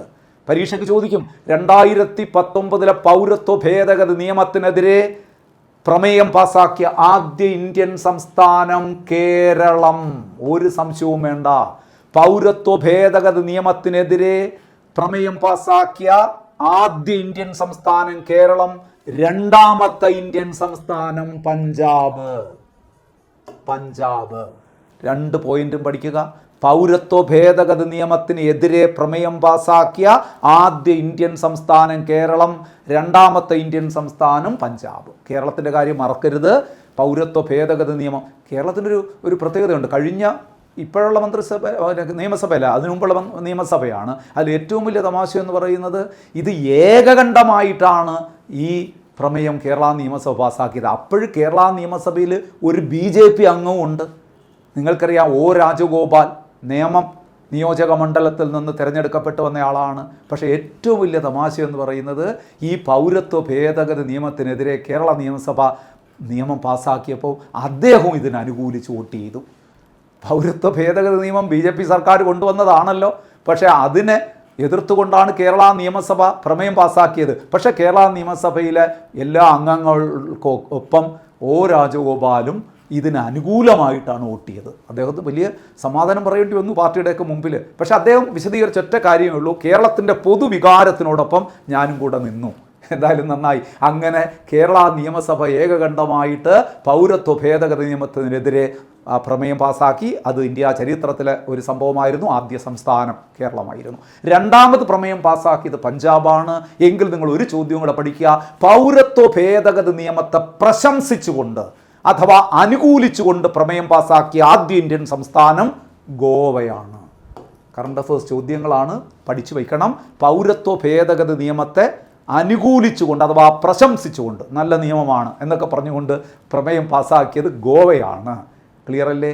പൗരത്വ ഭേദഗതി നിയമത്തെ എതിർത്തുകൊണ്ട് പ്രമേയം പാസ്സാക്കിയ ആദ്യ കേന്ദ്രഭരണ പ്രദേശം, സംസ്ഥാനങ്ങളാണ് ഇത് രണ്ടും എതിർത്തുകൊണ്ട് പ്രമേയം പാസ്സാക്കിയ ആദ്യ കേന്ദ്രഭരണ പ്രദേശം പുതുച്ചേരി. ക്ലിയർ അല്ലേ? ഇത് പ്രശംസിച്ചുകൊണ്ട് പ്രമേയം പാസ്സാക്കിയ ആദ്യ സംസ്ഥാനം ഗോവ. എന്നാൽ പൗരത്വ ഭേദഗതി നിയമത്തിൻ്റെ അടിസ്ഥാനത്തിൽ അനധികൃത കുടിയേറ്റക്കാരുടെ പട്ടിക തയ്യാറാക്കിയ ആദ്യ സംസ്ഥാനം, നിയമം വരുന്നതിന് മുമ്പ് തന്നെ അത് നടപ്പിലാക്കാൻ തുടങ്ങിയ സംസ്ഥാനം, കാള പെറ്റു എന്ന് കേട്ടപ്പോൾ തന്നെ കയറെടുത്ത സംസ്ഥാനം ഏതാണ്? അത് ഉത്തർപ്രദേശാണ് എന്ന് ഓർമ്മിക്കുക. ഇത്രയും ചോദ്യങ്ങൾ നിർബന്ധമായിട്ടും ഇതുമായി ബന്ധപ്പെട്ട് നിങ്ങൾ പഠിച്ചു വയ്ക്കണം. ഉറപ്പായിട്ടും നിങ്ങൾക്ക് പ്രയോജനപ്പെടും എന്ന് ഞാൻ ഓർമ്മിപ്പിക്കുകയാണ്. അപ്പോൾ ഈ ചോദ്യത്തിൻ്റെ ഉത്തരവും നിങ്ങൾക്ക് പിടികിട്ടി. അടുത്തൊരു ചോദ്യത്തിലേക്ക് നമുക്ക് കിടക്കാം. പൗരത്വവുമായി ബന്ധപ്പെട്ട തെറ്റായ പ്രസ്താവന ഏത്? അപ്പം നമ്മുടെ കീവേഡ് എന്താണ്? തെറ്റായ പ്രസ്താവന. ഇരട്ട പൗരത്വ രീതിയാണ് ഇന്ത്യ പിന്തുടരുന്നത്. ശരിയോ തെറ്റോ? ഡ്യുവൽ സിറ്റിസൺഷിപ്പാണോ ഇന്ത്യയിൽ? അല്ല, സിംഗിൾ സിറ്റിസൺഷിപ്പ് അല്ലേ? ഇത് തെറ്റല്ലേ? അപ്പോൾ ഇത് തെറ്റാണ്. തെറ്റായതുകൊണ്ട് നമുക്കിത് വേണം. നമുക്ക് തെറ്റായിട്ടല്ലേ വേണ്ടത്? ഇരട്ട പൗരത്വമല്ല, ഏക പൗരത്വമാണ് ഇന്ത്യൻ ഭരണഘടന പിന്തുടരുന്ന പൗരത്വ രീതി, സിംഗിൾ സിറ്റിസൺഷിപ്പ്. അടുത്ത് നോക്കൂ, പൗരത്വ നിയമത്തിൽ ഭേദഗതി വരുത്താനുള്ള അവകാശം രാഷ്ട്രപതിക്കാണ്. തെറ്റാണ്. രാഷ്ട്രപതിക്കാണോ? പൗരത്വ നിയമത്തിൽ ഭേദഗതി വരുത്താനുള്ള അവകാശം പാർലമെൻറ്റിനാണ്. അതുകൊണ്ട് ഈ പ്രസ്താവനയും തെറ്റാണ്. അതുകൊണ്ട് ഇത് വേണം. തെറ്റായതുകൊണ്ട് നമുക്ക് വേണം. അടുത്ത നോക്ക്, ഇന്ത്യൻ പൗരൻ സ്വമേധയാൽ വിദേശ പൗരത്വം സ്വീകരിച്ചാൽ അയാളുടെ ഇന്ത്യൻ പൗരത്വം റദ്ദു ചെയ്യപ്പെടുന്നു. ആർട്ടിക്കിൾ 9 പറയുന്നതാണ്. നിങ്ങൾ പഠിച്ചിട്ടുണ്ട്. ഇന്ത്യൻ ഭരണഘടനയിലെ 9-ാം ആർട്ടിക്കിളിൽ പറയുന്ന ഒരു കാര്യമാണ്. ഇത് ശരിയാണ്, അതുകൊണ്ട് നമുക്ക് വേണ്ട. ഇന്ത്യൻ സ്വമേധയാൽ വിദേശ പൗരത്വം സ്വീകരിച്ചാൽ അയാളുടെ ഇന്ത്യൻ പൗരത്വം റദ്ദു ചെയ്യും. ഒരു സംശയം വേണ്ട. If an Indian citizen acquire citizenship of another nation, his Indian citizenship will be terminated according to article 9 of Indian constitution. അപ്പോൾ ഈ പ്രസ്താവന ശരിയാണ്, അതുകൊണ്ട് നമുക്കിത് വേണ്ട.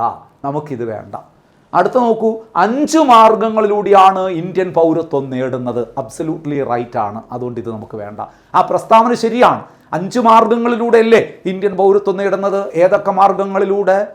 ബൈ ബർത്ത്, ജന്മസിദ്ധമായ പൗരത്വം; ബൈ ഡിസെൻറ്റ്, പിന്തുടർച്ച വഴിയുള്ള പൗരത്വം; ബൈ രജിസ്ട്രേഷൻ മുഖേനയുള്ള പൗരത്വം; ബൈ നാച്ചുറലൈസേഷൻ, ചിരകാല അധിവാസം മുഖേനയുള്ള പൗരത്വം; ബൈ ഇൻകോർപ്പറേഷൻ ഓഫ് ടെറിട്ടറീസ്, പ്രദേശങ്ങളുടെ സംയോജനം മുഖേനയുള്ള പൗരത്വം.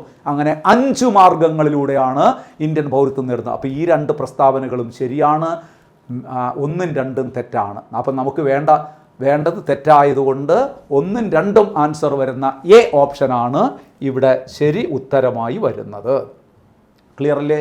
നോക്കൂ, ശരിയത്. അടുത്തത്, ഇന്ത്യയിൽ വോട്ട് ചെയ്യാനുള്ള അവകാശം ഇന്ത്യൻ പൗരന്മാർക്ക് മാത്രമേ ഉള്ളൂ. ശരിയല്ലേ?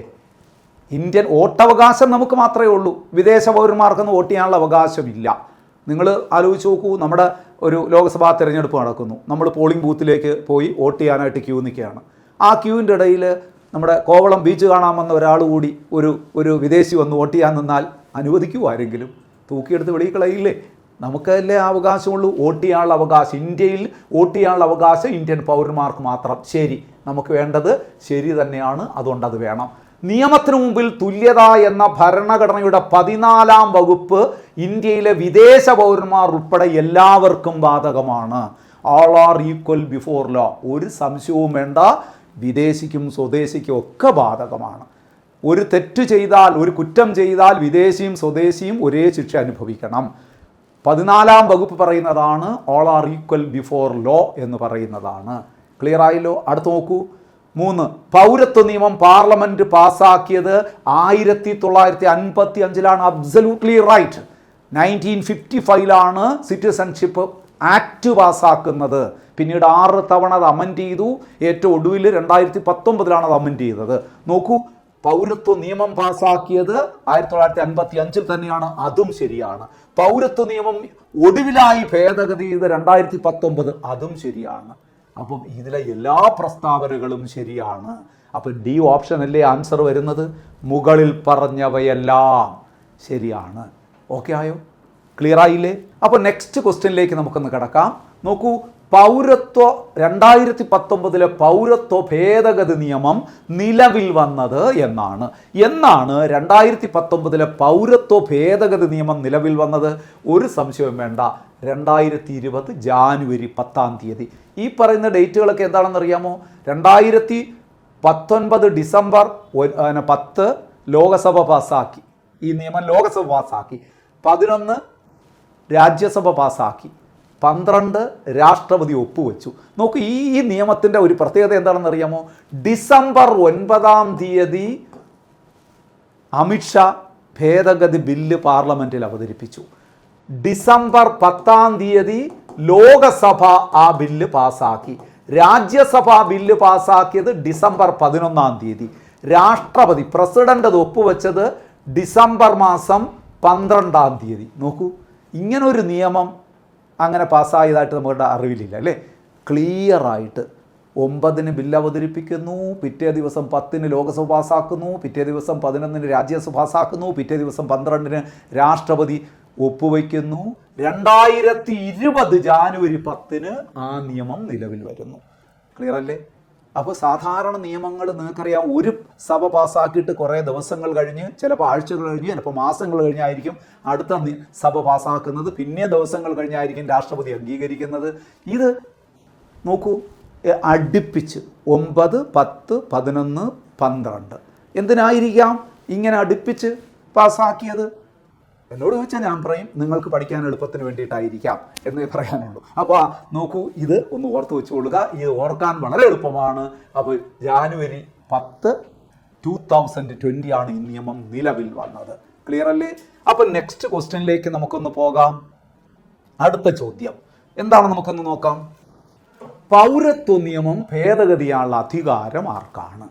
പൗരത്വ നിയമത്തിൽ ഭേദഗതി വരുത്താനുള്ള അധികാരം, പൗരത്വവുമായി ബന്ധപ്പെട്ട് നിയമനിർമ്മാണം നടത്താനും ഭേദഗതി വരുത്താനുള്ള അധികാരം പാർലമെന്റിനാണ്. അത് ഭരണഘടനയുടെ ആർട്ടിക്കിൾ 11 വ്യക്തമാക്കിയിരിക്കുന്നത്. പാർലമെന്റിന് അധികാരമുണ്ട്. പൗരത്വ നിയമത്തിൽ എന്ത് ഭേദഗതി വരുത്തുവാനും പാർലമെന്റിന് അധികാരം നൽകുന്നത് ആർട്ടിക്കിൾ 11 കൂടി നിങ്ങൾ ഓർമ്മിച്ചോളുക. ഇവിടെ പ്രത്യേകിച്ച് വലിയ എക്സ്പ്ലനേഷൻ്റെ ആവശ്യമില്ല. അവിടെ വേറെ പറയാൻ പ്രത്യേകിച്ചതായിട്ട് ഒന്നുമില്ല. അപ്പോൾ നിങ്ങൾ ഈ ഒരു ആർട്ടിക്കിളും കൂടെ ഓർമ്മിച്ചോളൂ. പൗരത്വ നിയമത്തിൽ ഭേദഗതി വരുത്താനുള്ള അധികാരം പാർലമെൻറ്റ്. ഇവിടെ സി ആണ് ഓപ്ഷൻ. അത് ഏത് ആർട്ടിക്കിളാണ് ഇങ്ങനെ പാർലമെൻറ്റിന് അധികാരം കൊടുത്തിരിക്കുന്നത് ചോദിച്ചാൽ 11-ാം ആർട്ടിക്കിൾ. ക്ലിയറായോ? അങ്ങനെയാണെങ്കിൽ അടുത്ത ചോദ്യം വളരെ പ്രധാനപ്പെട്ട ചോദ്യമാണ്. ഭരണഘടനാ നിർമ്മാണ സഭയിലെ അംഗമല്ലാത്ത മലയാളി വനിതയാര്? ഭരണഘടനാ നിർമ്മാണ സഭയിൽ 3 മലയാളി വനിതകളാണ് ഉണ്ടായിരുന്നത്. ആ 3 മലയാളി വനിതകളുടെ പേര് നിങ്ങൾക്കറിയാമെങ്കിൽ അംഗമല്ലാത്ത ആളിൻ്റെ പേര് നിർബന്ധമായും നിങ്ങൾ പറയും. നോക്കൂ, ആനി മസ്ക്രിൻ, അമ്മു സ്വാമിനാഥൻ, ദാക്ഷായണി വേലായുധൻ, ഈ 3 പേരല്ലേ അംഗങ്ങളായുള്ളത്. ഇനി അടുത്തത് ആരെന്ന് പോലും നിങ്ങൾ നോക്കണ്ട. അതാണ് ഇവിടുത്തെ ആൻസറായി വരുന്നത്. അംഗമല്ലാത്തത് അന്നാ ചാണ്ടി. ഒരിക്കൽ ചോദിച്ചാൽ അക്കാമ ചെറിയാൻ, വേറൊരു സമയം വേറൊരു പേരായിരിക്കും. നമുക്കിവിടെ ഒരു വലിയൊരു അബദ്ധം പറ്റും. എന്തറിയാമോ? ഇപ്പം ഇങ്ങനൊരു ചോദ്യം വന്നു എന്ന് വിചാരിക്കുക. ഭരണഘടനാ നിർമ്മാണ സഭയിൽ അംഗമല്ലാത്ത മലയാളി വനിതയാര്? ഉടനെ ഈ ചോദ്യത്തിൻ്റെ ആൻസർ കീ നമ്മൾ തപ്പിപ്പിടിച്ചിട്ട് ആൻസർ പഠിക്കുകയാണ് അന്നാ ചാണ്ടി. ഇത് ഉറക്കുളച്ചിരുന്ന് കാണാതെ പഠിക്കും. അംഗമല്ലാത്തത് അന്നാ ചാണ്ടി. പരീക്ഷാ ഹാളിലേക്ക് ചെന്നിരിക്കുമ്പോൾ നമുക്ക് സന്തോഷം തോന്നും, തുള്ളിച്ചാടാൻ തോന്നും. ഇന്നലെ പഠിച്ച ചോദ്യം അതേപടി വന്നിരിക്കുന്നു. ഭരണഘടനാ നിർമ്മാണ സഭയിൽ അംഗമല്ലാത്ത മലയാളി വനിതയാര്? മനസ്സിൽ ലഡ് പൊട്ടി, 1 മാർക്ക് കിട്ടിപ്പോയി. പക്ഷേ ഓപ്ഷനിലേക്ക് നോക്കിയപ്പോഴാണ് അറ്റാക്ക് വരുന്നൊരു ഫീലിംഗ്. അന്നാ ചാണ്ടിയുടെ പൊടി പോലും കാണുന്നില്ല. പകരം അവിടെ കിടക്കുന്നത് അക്കാമ ചെറിയാൻ എന്നായിരിക്കും. മനസ്സിലാവുന്നുണ്ടല്ലോ? നമ്മളവിടെയും തളരൂല. നമ്മളവിടെ പറയുന്ന എന്തായിരിക്കും? ക്വസ്റ്റ്യൻ തെറ്റ്, അതുകൊണ്ട് ഇത് ഡിലീറ്റ് ചെയ്യും എന്നൊക്കെയാണ് നമ്മൾ വിചാരിച്ചു വച്ചിരിക്കുന്നത്. അതുകൊണ്ട് സുഹൃത്തുക്കളെ, ഇത്തരത്തിലുള്ള ചോദ്യങ്ങളിൽ അംഗമല്ലാത്തതാര് എന്നൊക്കെയുള്ളൊരു ചോദ്യം വന്നാൽ അത് നിങ്ങൾ പഠിക്കണ്ട. അംഗങ്ങൾ ആരെന്നങ്ങ് ഉറപ്പിച്ചോളൂ. അപ്പോൾ പിന്നെ ഏത് പേര് ചോദിച്ചാലും നിങ്ങൾക്ക് എഴുതാൻ കഴിയുമല്ലോ. അതുകൊണ്ട് ഈ 3 പേരുടെ പേര് അങ്ങ് ഉറപ്പിച്ചോളൂ. ഭരണഘടനാ നിർമ്മാണ സഭയിലെ മലയാളി വനിതാ സാന്നിധ്യമാണ് ആനി മസ്ക്രിൻ, അമ്മു സ്വാമിനാഥൻ, ദാക്ഷായണി വേലായുധൻ. ക്ലിയർ ആയല്ലോ? അപ്പോൾ അടുത്തത്, പഞ്ചായത്തി രാജ് നിലവിൽ വന്ന ആദ്യ ഇന്ത്യൻ സംസ്ഥാനം. നമ്മൾ നേരത്തെ എക്സ്പ്ലെയിൻ ചെയ്തതിൻ്റെ കൂട്ടത്തിലുള്ളതായതുകൊണ്ട് കൂടുതൽ ഞാൻ എക്സ്പ്ലനേഷൻ നിൽക്കുന്നില്ല. പഞ്ചായത്തി രാജ് നിലവിൽ വന്ന ആദ്യ ഇന്ത്യൻ സംസ്ഥാനം രാജസ്ഥാനാണ്. 1959 ഒക്ടോബർ 2-നാണ്. രാജസ്ഥാനിലെ നാഗൂർ ജില്ലയിലാണ്. നമ്മൾ നേരത്തെ പറഞ്ഞു. രണ്ടാമത്തെ സംസ്ഥാനമാണ് ആന്ധ്രാപ്രദേശ്. അതും 1959 നവംബറിലാണ്. നവംബർ 1-ലാണ് ആന്ധ്രാപ്രദേശ്. പഞ്ചായത്ത് രാജ് നിലവിൽ വന്ന രണ്ടാമത്തെ ഇന്ത്യൻ സംസ്ഥാനം, ആദ്യത്തെ ദക്ഷിണേന്ത്യൻ സംസ്ഥാനം ആന്ധ്രാപ്രദേശ്. നേരത്തെ പറഞ്ഞു. അപ്പോൾ സുഹൃത്തുക്കളെ, നമ്മുടെ ഇന്നത്തെ ക്ലാസ് നമുക്കിങ്ങനെ ഇവിടെ അവസാനിപ്പിക്കാം. ഒരു 10-15 ചോദ്യങ്ങൾ ഇന്നത്തെ ക്ലാസ് നമ്മൾ എക്സ്പ്ലെയിൻ ചെയ്തു. തീർച്ചയായിട്ടും ഇതിൽ നിന്ന് ഒരുപാട് കാര്യങ്ങൾ നിങ്ങൾക്ക് പുതുതായി പഠിക്കാൻ കഴിഞ്ഞോ എന്ന് എനിക്കറിയില്ല. പക്ഷേ ഒരു കാര്യം എനിക്ക് ഉറപ്പുണ്ട്, പഠിച്ച കാര്യങ്ങൾ മറന്നുപോയത് പലതും ഓർക്കാനെങ്കിലും നിങ്ങൾക്ക് ഈ ക്ലാസ് ഉപകാരപ്പെട്ടിട്ടുണ്ട് എന്ന ഉത്തമ വിശ്വാസത്തോടു കൂടി ഈ ക്ലാസ് ഞാനിവിടെ വൈൻഡപ്പ് ചെയ്യുന്നു. മറ്റൊരു ക്ലാസ്സുമായി നമുക്ക് ഉടനെ തന്നെ വീണ്ടും കാണാം. Thank you so much. Good bye.